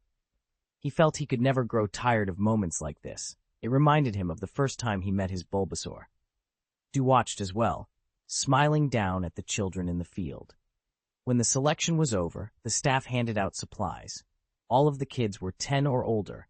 Under union law, 10 is the minimum age to begin traveling, so Otani encouraged them to set off as soon as possible to avoid any needless complications. The packs the children received had been carefully prepared by Otani himself. They'd been given more than enough rations and a stack of photocopied picture books. The most important thing, though, was the trainer certificate President Damaranch had arranged. The little card meant free treatment, rest, and lodging at Pokémon centers across the regions. The Alliance would cover all the costs. Under normal circumstances, kids wouldn't get such papers, but President Damaranch had high hopes for them, and through some effort, managed to secure 100. Xiaowu walked into the house with his backpack slung over one shoulder and his hand never leaving the Pokéball at his side. He couldn't calm down. His heart was still racing. "Xiaowu, shouldn't you be at school? Why are you home?" his mother asked, then immediately grew worried. "Are you feeling sick?" "I'm fine, Mom." "Really?" he said quickly. "Let's wait until Dad gets back and then I'll tell you." He almost spilled everything in that moment, but caught himself. When his father arrived that evening, he hadn't been expected. He'd managed to get the rare time off from his overtime shift and rushed home as soon as he could. "Xiaowu," his father said the instant he stepped through the door, half teasing, half stern. "If this isn't important, you better hope I don't lose my temper." Xiaowu's father came home looking grim. Xiaowu was already on the sofa, his mother beside him. When his father saw the expression on his son's face, whatever anger he'd been carrying immediately faded. He knew Xiaowu was sensible. He wouldn't act without a reason. "Dad, I've decided. I'm leaving tomorrow." "Leaving? What?" His father nearly choked on the words. Xiaowu, don't scare me. It's not that I don't want you to go, but why now? This is so sudden." "Besides," his mother chimed, tears welling up, "if you go off like that, we'll worry ourselves to death." Xiaowu had used his mother's tearful worry to great effect before, but today it did nothing. He looked at them both calmly. "There are some things I can't tell you yet. I need you to cover for me, but don't worry. I haven't joined any evil organization or anything like that. I just can't explain right now. I promise, when the time is right, I'll tell you everything." He spoke seriously, meeting their eyes so they would know he meant it. Chapter: Child's Father. Xiaowu's mother looked to her husband as if begging him to intervene. Instead, he seemed unusually calm. He had his suspicions. Maybe someone was quietly supporting their son, but he still hadn't expected Xiaowu to slip back into his old habits. "Think it over carefully," he said finally. "Your mother and I will do our best to support you." Seeing that her husband wasn't going to press the issue, Xiaowu's mother wiped her tears away. Xiaowu stepped forward and hugged her gently. "Mom, don't worry. I'll take care of myself." "Xiaowu, if you can't handle it out there, you must come home. Don't force yourself, okay?" His mother hurried to steady her voice. "Tonight I'll make you a big dinner." "Thanks, Mom." His father leaned in with a teasing edge. "You really can't tell me?" Xiaowu hesitated for a moment, then shook his head. "Haha, good boy." His father ruffled his hair and patted his shoulder with obvious relief. At dinner, Xiaowu's bowl was piled high with the dishes his mother had chosen, every one of them placed into his bowl until it overflowed. After dinner, Xiaowu went back to his room and let the little green caterpillar out. "Woo," it trilled, greeting him happily. "You must have felt suffocated in that jar. Come and eat." He took from his backpack the elf rations Otani had carefully prepared. The caterpillar tucked in eagerly. When it finished, it spun a silk thread and hung from the ceiling, gently swinging back and forth. Xiaowu sat at his desk and began planning his route. For his first move, he decided to leave the Kanto region and head to Johto, less chance of being noticed that way. He wrote the first destination in his notebook, Monjin City. The next morning, he slipped away quietly. Only his parents came to see him off. Around town, other children were also setting out, each beginning their own journey. Chapter 98. New Varieties of Fruit. The departure of the 100 civilian trainers caused no uproar in the League. On the surface, everything remained calm, but President Otani and Damaranch both felt the moment keenly. It had been a hard decision to send ordinary children out like this, yet they had done it. These kids were seeds of hope. When they grew, the Kanto alliance would change, just not overnight. For now, their job was to support the youngsters quietly and let them find their way. Otani resolved not to interfere directly. Damaranch would assign trusted aides to keep watch and offer help when needed. Back at Otani's farm, he tried to soothe the leader of the Butterfree, who was fretting because one of his youngsters had strayed off, the mischievous little one. "Don't worry," Otani said gently. "That little guy's landed with a very good trainer." "Fu-woo," the Butterfree replied, its tone full of reproach, as if asking why Otani had let the child go off alone when he was still too young. Otani scratched his nose in embarrassment. He couldn't pretend he hadn't recognized the youngster. With his ability, telling one Pokémon from another was always easy. "Butterfree, kids need to learn to stand on their own. You're spoiling him. That's not good for his future." Otani's face went stern. Butterfree hesitated, then reluctantly nodded.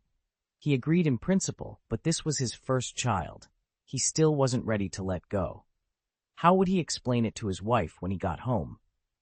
Lost in thought, Butterfree drifted off and flew away. Otani let out a quiet sigh of relief. He had managed to get him out of the way. If Butterfree had really made a fuss, things could have gone badly for him. In fact, Otani had a selfish reason for taking Butterfree's youngster into the team without permission. The child showed extraordinary potential. Any civilian trainer who obtained a Pokémon like that could easily reach quasi-king level. With Otani supplying unlimited resources, Butterfree's offspring would only grow stronger. That, however, brought him a different headache: money. By all rights, with his current income, he shouldn't be worried, yet there were so many mouths to feed. Even though his daily take would be eye-popping to ordinary people, it still wasn't enough for what he needed to support now. Fortunately, Butterfree production had finally started turning a profit, and income from Beedrill and Tribeca honey was expected down the line. But that would take time. Should they sell some of the original blocks to raise funds? It wasn't out of the question, and if they did, Dew would be the obvious first buyer. After all, even with Otani's special block, it would take Charizard a while to break through to champion level. An original block could make a real difference. After lunch, Otani called Dew and asked him to come out to the farm when he had a free moment. Dew was a little puzzled by the request, but he cleared his schedule and turned down several meetings to make time. That afternoon, Dew rode Charizard to the farm. He pushed open the door and stepped inside. Otani was already there, with tea brewed and waiting. Dew sat across from him and took a sip. Otani reached into a drawer and brought out a small chunk of stone, a piece of an original Groudon block. The Charizard behind Dew suddenly grew restless, its eyes fixed on the block as if it understood its significance. "This is the latest block I've developed," Otani said, holding it out. "It's made from the powdered fusion of the two gems." "I've already tested it," Watari said. "It's got a very strong effect on champion-level elves. It can drastically boost their strength." Dew took the block with a wary look. Charizard's eyes glittered with hunger, its tail whipping behind it like a little fan. Dew was about to hand it over when Otani stopped him. "This cube isn't like the others," Otani said quietly. "Once you use it, it'll make a lot of noise. My advice is to wait until you get home." Dew drew his hand back and hugged the block to his chest. Charizard glared at Otani, arly offended. "Don't give me that look," Otani added. "I'm doing this for your own good. Once you take it, you'll understand how painful it is." Charizard flopped onto the ground in a sullen heap. "So what's the price on this thing?" it moped. Watari chuckled. Not expensive, not expensive. Heh. Otani, suddenly a bit mercenary, smiled. "Friendly price, 1 million per piece." Dew shrugged casually. "That's a steal." Otani felt a little let down. He hadn't gotten to see the scene he'd been hoping for. Damn that big dog owner. He should have quoted a higher price. Dew had paid on the spot without hesitation, handing over 200 million, and then, under Charizard's urging, had no choice but to leave. Otani had been hoping for a free meal. Still, he waved cheerfully as they left. A 2 million profit in just a few hours was nothing to sneeze at, enough working capital to keep things running. The food allowance that he had been planning to cut could be restored to normal.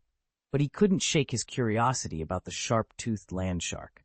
It ate like a bottomless pit. Why hadn't it evolved yet? Was something wrong with its body? Otani frowned. In situations like this, there was usually only one explanation. The Pokémon itself was resisting evolution, actively suppressing its evolutionary drive. He guessed the land shark was hoarding energy now, so it would emerge far stronger when it finally did evolve. When a Pokémon evolves, its power increases most quickly if it has a lot of stored energy, and for the moment, there wasn't much Otani could do about it. The next morning, Venusaur brought him good news. The mutant fruit tree they'd planted by the door had already sprouted. So fast, Otani said, surprised. Normally a tree fruit takes at least a week to germinate without outside interference. These mutated fruits were supposed to sprout in about 2 days, already a huge improvement. If the trait could be propagated on a large scale, the cost of raising Pokémon would drop dramatically. That would be a very good thing. He hurried outside. In the cleared patch beside the house, several tiny seedlings had already pushed through the soil. Otani studied them with growing satisfaction. If the fast growth trait were heritable and could be bred, it would benefit every trainer in the world.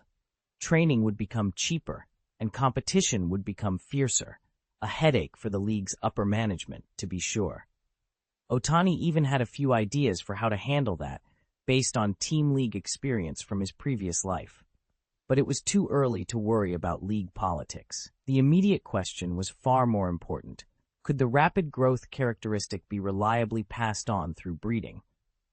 Otani let Bulbasaur channel natural energy into the seedlings to speed up fruit growth. He couldn't push it too hard at once.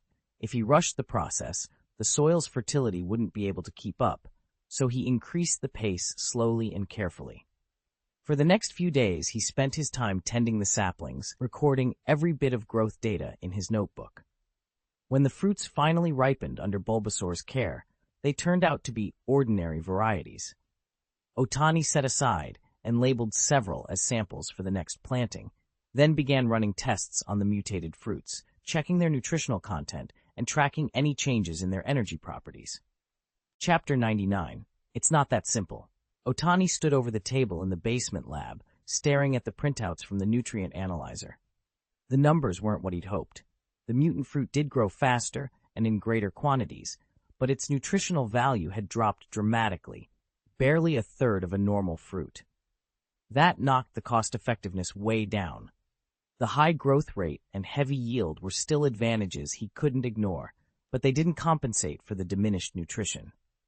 On a straight-for-straight basis, it took about 3 mutant fruits to equal the nutritional worth of 1 ordinary fruit. That was a far cry from what Otani had expected. Still, disappointing didn't mean useless. If the fruit couldn't serve as a raw material for blocks or whatever higher-end products he'd imagined, it could still be put to good use. Crushed up and processed into rations, the mutant fruit would be ideal for feeding the elves. Standard elf rations were mostly made from vine monster tendrils, with only a little tree fruit mixed in. Replacing that small fruit portion with cheap, fast-growing mutant fruit would increase the amount of fruit in each ration without raising costs. In other words, more food for the same price. That made the mutation worth considering after all. Although the fruit wouldn't add much more energy, its flavor would be far richer. What worried Otani was the possibility that unscrupulous merchants would pass off inferior fruit as the genuine article, charging the same price and using the same proportions while selling produce that lacked real nutritional value. For that reason, he was determined not to let the tree's fruit leave his control until he could be sure of its quality. Sitting in the lab, Otani thought of the agricultural pioneers he had read about in his previous life. They had faced similar problems, how to improve yield and protect crops from exploitation. Then a memory surfaced, the breakthrough that had produced hybrid rice. An accidental cross-pollination with wild rice had produced strains with better yield and quality. Maybe he could replicate that process deliberately. It helped that the land shark was a local hero and well-liked by many of the forest Pokémon. If he could ask the land shark to help gather wild fruit, Otani could arrange controlled pollination between his cultivated tree and various wild specimens. By crossing them and selecting the offspring generation after generation, they could breed fruits that matured faster, produced more, tasted better, and contained higher nutritional value. With a plan forming in his mind, Otani went to find the sharp-toothed land shark, who was currently out training in the woods. The sharp-toothed land shark thumped his chest and promised to get the job done, then led Huabebe into the forest. Not long after, he returned with a crowd of Pokémon trailing behind him. Each one carried whatever fruits they'd found, some with full arms, some with only a handful. Otani accepted them all and handed out rewards, the familiar cubes scaled to the amount each Pokémon had brought, and a little extra besides. The forest residents left grinning, promising they'd be back if there were more treats to be had. One by one, they vanished among the trees in pairs and threes. Otani spent the next few days planting the new fruit trees, arranging them by species, and building simple isolation plots to prevent accidental cross-pollination. He kept careful records of each sapling's growth in the experimental field. One afternoon, while Otani was making notes, two figures arrived in a hurry. Duxing barreled up to his door, and Watari followed, breathless. Otani, do you still have any of those cubes? Watari blurted, visibly excited. Otani looked up and smiled. Yes, I still have a fair amount of materials on hand. Watari swallowed hard, a flush of embarrassment crossing his face as he made his offer. If you can make 5 for me, I'll pay you 10 billion alliance coins. He sounded almost apologetic even as he said it, eager but uneasy about asking for such a large favor and offering such a large sum in return. 10 billion alliance coins. Even for a top second-generation tycoon like Du, that wasn't the sort of sum you could just hand over on a whim. Otani blinked, clearly embarrassed. That's a lot. It'll take time to raise. I don't have a chance to do it right now. What's the problem? What are you getting at? Du asked, watching him.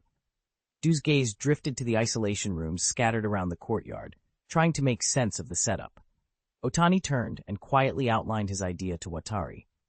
Watari didn't know what to say.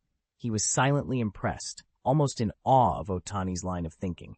Even Professor Oak had never come up with this.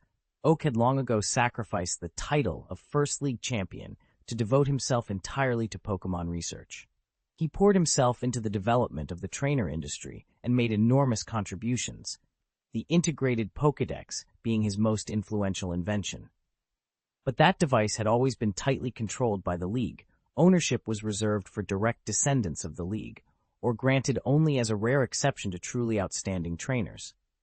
Otani's plan, Watari realized, had found a way around constraints even Oak hadn't anticipated. It was bold, expensive, and difficult, but brilliantly conceived. Even Otani didn't get a copy of the illustrated guide, which should give you an idea of how tightly the Alliance controls it. Their caution is understandable. A powerful tool tied to Pokémon can be devastating if misused. By restricting distribution of the Pokémon Encyclopedia, the Alliance aims to keep it out of the hands of those who would use it for harm. Professor Oak's Pokémon Encyclopedia is far more than a simple field guide. Besides identifying species, it can scan a Pokémon's status, suggest and adjust training plans in real time, and help trainers quickly assemble effective teams. That capability explains why League trainers can advance their combat levels so rapidly, and why the League is so protective of it. Holders of the encyclopedia receive generous benefits, free meals and lodging at Pokémon centers, and a steady monthly stipend. Those perks, combined with the cost of producing and maintaining the devices, are another reason the Alliance limits how many copies it issues. They simply can't afford to distribute them widely. If I'm working on breeding tree fruits, the restrictions won't be so tight, Otani said. Tree fruits are a basic Pokémon resource. They get used up constantly. If this research works, it could make me someone the Alliance puts in the history books. Du's expression grew serious. Do you want me to help you find some trustworthy assistance? Not yet. I can handle it myself. Otani shook his head. For now, it was better to keep the breeding project quiet and avoid drawing attention from people with ulterior motives. He didn't want to finish the work only to have others swoop in and take credit. He'd seen that happen countless times in his previous life. Junior researchers would do all the hard work, and then a leader would come in and claim it as their own. Even though Otani was stronger now, he preferred to avoid unnecessary headaches. Less trouble was always better. Watari didn't push the issue. He paid what he owed and left. He still had to go back and check on his Charizard. Thanks to Otani's warning, Dew had made plenty of preparations before he returned. The change in Charizard after receiving the original cube was immediate and dramatic. His power surged so violently that he was still recuperating. The cube's effect was incredible. Charizard's strength had barely budged over the years, even after long courses of Otani's special nutrient blocks. Progress had always been agonizingly slow. This time, though, it was different. Charizard told Dew he felt like he'd broken through a bottleneck and reached a whole new level. He was a little weak from the breakthrough, or Dew would have found an opponent on the spot to test him. After Dew left, Otani spent every spare moment working on another original cube. It took 5 days to finish, and when it was done, Otani called Dew to come pick it up. After handing it over, he mostly ignored Dew and went back to his own affairs. Dew wasn't in any rush to leave. He wandered around the farm, taking in the mutated plants and the obvious changes in Venusaur. Seeing them now, he understood why the farm had been altered that way. Otani simply didn't care about those things. Dew was completely trustworthy, so Otani naturally told him everything. After a period of work, Otani's experiments finally showed real progress. The latest cultivated seedling, number 103, retained the rapid growth and high yield of its predecessors while significantly improving the fruit's nutritional content. It did demand richer soil, its fertility requirements were higher, but still within an acceptable range. The fruit itself was essentially the equivalent of 2 ordinary fruits in quality, and overall yield climbed noticeably, roughly 30% higher. Where a normal tree might produce 100 fruits, number 103 could yield about 130. That was a major gain. It wasn't perfect, but any advance was encouraging, and the results gave Otani a renewed burst of motivation. Dew was happy for him. After that, however, the experiments ran into a bottleneck. No matter how Otani bred, he couldn't further increase both yield and nutrition at the same time. He didn't give up. He began collecting wild fruit specimens and started a new round of breeding with number 103 as his base. Chapter 100, The Terrifying Fire-Breathing Dragon. Otani had been swamped lately. The new round of control experiments was heavier than anyone had expected, so he'd asked the 3 of them to help. The Dragon family, Dragon Valley, and Charizard were all steaming, heat shimmering off their bodies so strongly it could be seen even in summer. That was how high Charizard's body temperature had climbed. "Charizard, how do you feel?" Watari called from a distance. Charizard answered with a roar. Flames burst from his mouth, and a column of fire, like liquid magma, shot into the sky. The heat was so intense, it looked as if it could burn everything in its path. After a moment, the flare subsided, and his body temperature fell back toward normal. Only then did Dew step forward. "You still can't control the energy in your body very well," Dew said. Charizard scratched the back of his head, embarrassed. He had no choice. Anytime he shifted into a combat state, his whole body heated up dramatically. The spike was simply a symptom of poor energy regulation, an overflow he hadn't learned to rein in yet. "It'd be good to have a sparring partner," Dew mused, beginning to scan his mental list for a suitable opponent. Chapter, It's Decided to Be You. Dew pulled out his phone and opened the family group chat. He typed, half joking, half serious, "If I don't lose the weight this time, I'll never get married. Aunt Kona, I've had a breakthrough in my strength. Spar with me?" Replies poured in. "Are you asking for trouble? Reword that." "Okay, Aunt Kona, I get it. Aunt Kona, let's fight." "Just you wait. If I don't beat you to a pulp today, then I'll never marry in my life." Aunt Kona logged off so fast he almost missed it, and then, as if on cue, she bought a plane ticket to Kanto. "All right, Dew, get ready," she wrote later. "The so-called Flying King dares challenge Kona the Ice type? You've got guts. On your 7th day, I'll be burning Joss paper for you. You're the Flying type, I'm the Dragon type, and I'm not a king. I'm the champion." "Ouch, his defense is broken. His defense is broken. Hey, wait until I beat Kona. Dandy, you're next." Remember to record it so we can see how much you've improved. Of course. Du read the stream, grinning despite himself. Kona, you stupid woman, he typed privately. I will make sure you pay this time. Charizard, you're about to face an old rival, and this time you're going to make her fight for every inch. Charizard's wings twitched with excitement. Every match against Kona left him frustrated. It wasn't just the type disadvantage. Kona was genuinely strong. It had taken her only a day to reach the Kanto region. When she stepped off the plane, she stretched languidly, sunglasses shading a delicate face and a perfect figure that turned a few heads as she walked past. This dude didn't even meet me at the airport, she muttered, gathering her suitcase. And I didn't even tell him when my flight landed. Fine, his fault. I'll give him a real beating when I get to Kanto. She rented a car and drove straight to the Yulong estate. The receptionist waved her in and led her directly to the battle hall. A playful voice called after her, "You chauvinist, you deserve to be single." Kona stuck her tongue out in mock offense. What an ungentlemanly fellow. How could you treat a lady like that? I'll make it up to you after the match, she promised, then squared her shoulders. Now let's begin. On the arena platform, Du appeared with theatrical flair, swinging a red cape as if he were on a stage rather than a battlefield. Since you're asking for a fight, don't blame me if I get rough. Spiny Shell, go. All right, it's Charizard's turn.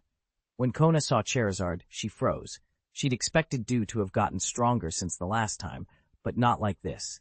The heat rolling off Charizard was so intense the air shimmered and warped. Kona hastily recalled Spiny Shell and abruptly called the match off, then turned to leave. Du had only just found his footing, and a sudden retreat completely deflated him. Kona, Du began, stunned. What are you doing? Watari snapped. Kona started, hesitating. Don't give me You can't beat his Charizard, that's all, Watari said, exasperation written across his face. You'll only find out by actually fighting, Du replied, strained but determined. Kona didn't feel like proving herself for the sake of pain. She wasn't a masochist. She wasn't going to throw herself straight into a fight she expected to lose. Still, she was curious. Breaking past the champion level wasn't easy. So far, the only trainer confirmed to be above it was Sharona, and Du now looked like he might belong in that rarefied tier as well. If she refused to fight, there would be no footage for the video anyway. Du felt a twinge of regret. If he'd known, he never would have sent Charizard out first. What a miscalculation. He'd missed the perfect chance to avenge his earlier humiliation. Irritating. Watari looked morose as he and Kona left the battlefield. Back at Watari's place, though, the host in him took over. When friends visit, you have to be a good host. By the way, Watari, is Mr. Otani free anytime soon? Du asked. I haven't been able to stop thinking about the food he made last time. Kona was sprawled out on the sofa, half asleep. Dagu, he said lazily. Otani's been swamped lately. Don't bother him. Humph, Du scoffed. You stingy thing. If you wanted an expert, why not go to Mr. Otani? Why pick on me? Are you trying to get your revenge? For a moment, Du's face went blank. Then he recovered and took a calm sip of tea. What? Of course not. It just didn't occur to me. Kona rolled his eyes at him. You hypocrite. You don't actually want me lazing around here all day, do you? I never stopped you from going out, Kona added, sounding annoyed. Du set his cup down and spoke slowly, as if savoring the thought. He had no desire to spend his rare day off trailing around shopping with a woman. Didn't it sound better to just stay home and relax? We could go out to the farm for dinner later, someone suggested, and the idea felt delightfully spontaneous. I didn't care about Du anymore. We'd been at odds for years, and I knew his temper well enough to let it be. I slipped into the guest room to change and walked out the door, determined to enjoy myself. As one of the 4 heavenly kings, my schedule is usually packed, but this time I'd managed to sneak away for at most 3 days. I intended to make the most of it. I spent the entire day shopping, savoring the freedom. 3 members of the Yulong family had accompanied me. They carried everything I bought, bundles piled so high they looked like 3 small mountains. And by the end of the afternoon, they were drenched in sweat. After a full day of errands, I finally felt satisfied and ready to return. The dragon tamers who'd been with us sighed in relief. They'd come expecting to meet a peerless beauty, and instead ended up hauling shopping bags all day. No wonder the elders had been looking at me oddly, as if they were enjoying a small, private joke. I had even spent my most treasured possession to make this trip possible. That thought made me smile at the extravagance of it all. That night, the three of them struggled to set the final packages down by my door. They said their goodbyes, and then, exhausted, they left. Kona had already finished the dinner that had been set aside for her, and now sank back, luxuriating in the bathtub. The phone on the nearby table wouldn't stop ringing. The sound grated on her nerves, so she had no choice but to answer it. "Auntie, where have you been? Do you know how embarrassing today was? There were so many celebrities there, and you had me give a speech on your behalf. How was I supposed to handle that?" Aji's voice was sharp with exasperation. Aji was Kona's secretary, the woman who managed her schedule and everyday affairs. Kona waved the complaint off. It was a meaningless meeting. It wouldn't have mattered who went. "Don't get so worked up, Aji." "King Khan, when do you plan to come back?" Aji asked, sounding worn out. "I'll be back after these tedious meetings are over," Kona replied. "If there's a speech, I prefer to give it properly in a conference room when I have time. You don't need to attend the next event. If anyone asks, say I'm sick and need to rest." "Well, then come back early," Aji said helplessly. After she hung up, Aji sat there, cheeks burning. Did she just call Kona auntie? "Oh no, that's it. I'm finished," she thought in mortification. Kona, however, didn't care. She eased deeper into the warm water and relaxed, the phone now quiet beside her. Chapter 101. Life is full of ups and downs. On the farm, Otani's experiment hadn't gone as planned. The new batch of experimental seedlings all failed, and he felt the weight of disappointment. Progress on the project ground to a halt, and he found himself trapped by some mistaken assumption he couldn't yet identify. Frustrated, he decided to slow things down and give himself a few days off. The routine tasks, daily data recording, were quick to finish, so he handled them himself. It wasn't a big deal. To show his appreciation for their hard work over the past few days, he handed each of the three assistants a generous red envelope. They left in high spirits, eager to relax. A balance of work and rest had always worked best for them. While taking it easy, Otani had a sudden idea. Breeding wasn't the only option. Cuttings might work too. The thought cleared his mind, but he wasn't ready to jump back into the experiment just yet. Since he had planned to rest, he intended to do it properly. He set off for a long, leisurely walk around the farm. When Otani arrived at the flower field, the Butterfree leader was still giving his wife the cold shoulder. Embarrassed, Otani rubbed the back of his neck and quietly slipped away. He didn't want to get involved in someone else's marital spat. The Butterfree leader watched him go with a hint of resentment, then went back to trying to coax his wife. Otani headed down into the bee's nest, the home of the three bees, and was struck by how much it had changed. The place buzzed with activity. Bees hurried back and forth, busy and bustling. The little female bee had grown and evolved into a proper queen. When she saw Otani, she hurried over. "Queen Bee, long time no see," Otani said. "Kee," the queen purred coquettishly. "Ha ha, you still act like such a spoiled brat. I really can't help you sometimes." She walked to the far end of the honey pool and produced a slab of crystal-clear solid honey, royal jelly. Otani accepted it with a smile. "For me, thank you, Queen Bee." He took a small taste. The sweetness spread over his tongue, rich but not cloying, the finest royal jelly. Otani continued to sample the royal jelly as he toured Amber City with the Queen Bee. The Amber City, true to its name, was a castle made of honey. The 3B clan had reshaped the entire underground cavern into an ideal honey repository. There was no sunlight down here, but a warm, amber glow lit every corner, giving the place an uncanny, natural beauty. When the tour ended, Otani walked back up to the surface and waved goodbye to the Queen Bee. She lingered at the doorway, reluctant to leave. As queen, she couldn't simply abandon the hive whenever she pleased. Perhaps that was the price of her title. Someday, though, when her pheromone reserves grow stronger, she told herself she'll be able to roam the farm freely instead of being confined to the Amber City. The queen's command over the 3B clan works through a pheromone aura. She hadn't been evolved long enough yet. The concentration of her pheromones was still too weak, so she couldn't manage without the hive's support. Once her power increases, she expected the situation would change. She watched Otani go with hopeful anticipation for that day. Otani then made his way to the horn beetle's home and was, as always, greeted warmly by the giant horn beetles. Compared with the splendor of Amber City, the Beedrill hive was humble, simpler in design, but still vast. The unicorn beetle's home had been turned into a sprawling hive, and enormous hornets busily buzzed in and out of its entrances. After sampling some Beedrill honey, Otani said his goodbyes and headed for the training ground where his Pokémon were working hard. He watched them for a while, but there was nothing for him to do to help, so he turned away and walked toward the lake. He settled on the grass beneath a tree where the leaves threw cool shade. A gentle breeze carried the freshness of the water across his face, and the quiet made him feel unusually relaxed. Leaning his back against the trunk, Otani drifted off without noticing. The Pokémon that had been playing by the shore saw him sleeping and quietly damped their noise. They circled him protectively, and one by one dozed off as well. 2 hours later he woke, stretched, and smiled at the sight of the little pile of sleeping companions around him.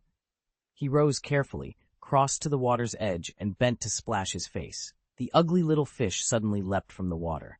A warm, shimmering light of evolution bloomed around them, and one by one they transformed. Beautiful, melodic slid back into the lake, scales glittering in the sun. Otani stood frozen, staring open-mouthed. They were breathtaking. The lead Mienshao padded to the water's edge, lowered its head, and nuzzled Otani's cheek affectionately. "Congratulations, Milotic," it murmured. "From today on, you're one of the most beautiful Pokémon in the world." Otani cupped Mienshao's head and hugged it gently, whispering, "Elo." The commotion roused the other Pokémon nearby. They crowded the shore and stared at the new Melodic in astonishment. One of them laughed and explained, "You don't recognize them? They were Merming. They evolved. Now they're Melodic." A ripple of envy and admiration passed through the group as they took in the sight of the elegant water Pokémon. Otani stayed by the lake, playing with them for a while. The farm work had been getting increasingly complicated lately, and his free time had dwindled. It had been a long time since he'd had this much fun with his Pokémon, and he felt completely relaxed, body and mind, in a way he had missed. He smiled to himself. He still loved this slow, easy life. Once the work with the orchard was finished, he would make time to play with them more often. Otani made that decision quietly, content. Otani set the Psyduck he'd been holding down on the grass, looked up at the sky, stood, gave his backside a quick pat, and readied himself to leave. The other Pokémon all looked reluctant, but they behaved. No fuss, no tantrums. Otani waved them a friendly goodbye and left in a good mood. When he got home, he found Kona and Dew sitting leisurely at the table, sipping tea. "Ha ha! Otani! Long time no see," Kona called. "Long time no see, King Kona," Otani replied with a grin. Kona's expression soured. "That's weird. You can just call me by my name." "All right, Kona King." Otani mimed an exaggerated bow. Kona shot him an annoyed glare. Otani laughed. "Really, though, no wonder you and Dew get along so well." "So why are you in Kanto? Don't you have work?" Kona asked, still giving him a hard look. "Didn't you read the messages in the group?" Kona added. Otani scratched his head, a little embarrassed. "I've been swamped lately. I haven't checked the group chat." He pulled out his phone, scrolled through the messages, and broke into a laugh. "By the way, didn't you say you were going to go and face Watari?" "Why didn't you believe it?" someone typed. "You're too naive, kid," came the reply. Kids should stay out of adult matters. But honestly, Kona and Watari would make a great couple. Totally. Count me in. Haha, if that's true, I'll be asking for a glass of wine. Otani stared at the group chat with a tight, forced smile. Watari and Kona both sensed something was off and grabbed their phones to check the messages. Kona immediately blew up in the chat, typing furiously, but it only made him look like he was trying to cover something up. Eventually he gave up and flopped back down in defeat. Dew, as usual, remained indifferent, eating and drinking without a care. Otani could only stand there speechless. He was normally quick on the uptake, but faced with this kind of gossip, he felt like a block of wood. That evening, Otani laid out a proper dinner. There were guests, so he couldn't be casual about the food. After the meal, host and visitors relaxed and enjoyed themselves. Over the next few days, Otani took it easy. Having sorted out the important bits, he wasn't in a rush. Even if things did go his way, nothing would move that fast. It was better to proceed carefully, one step at a time.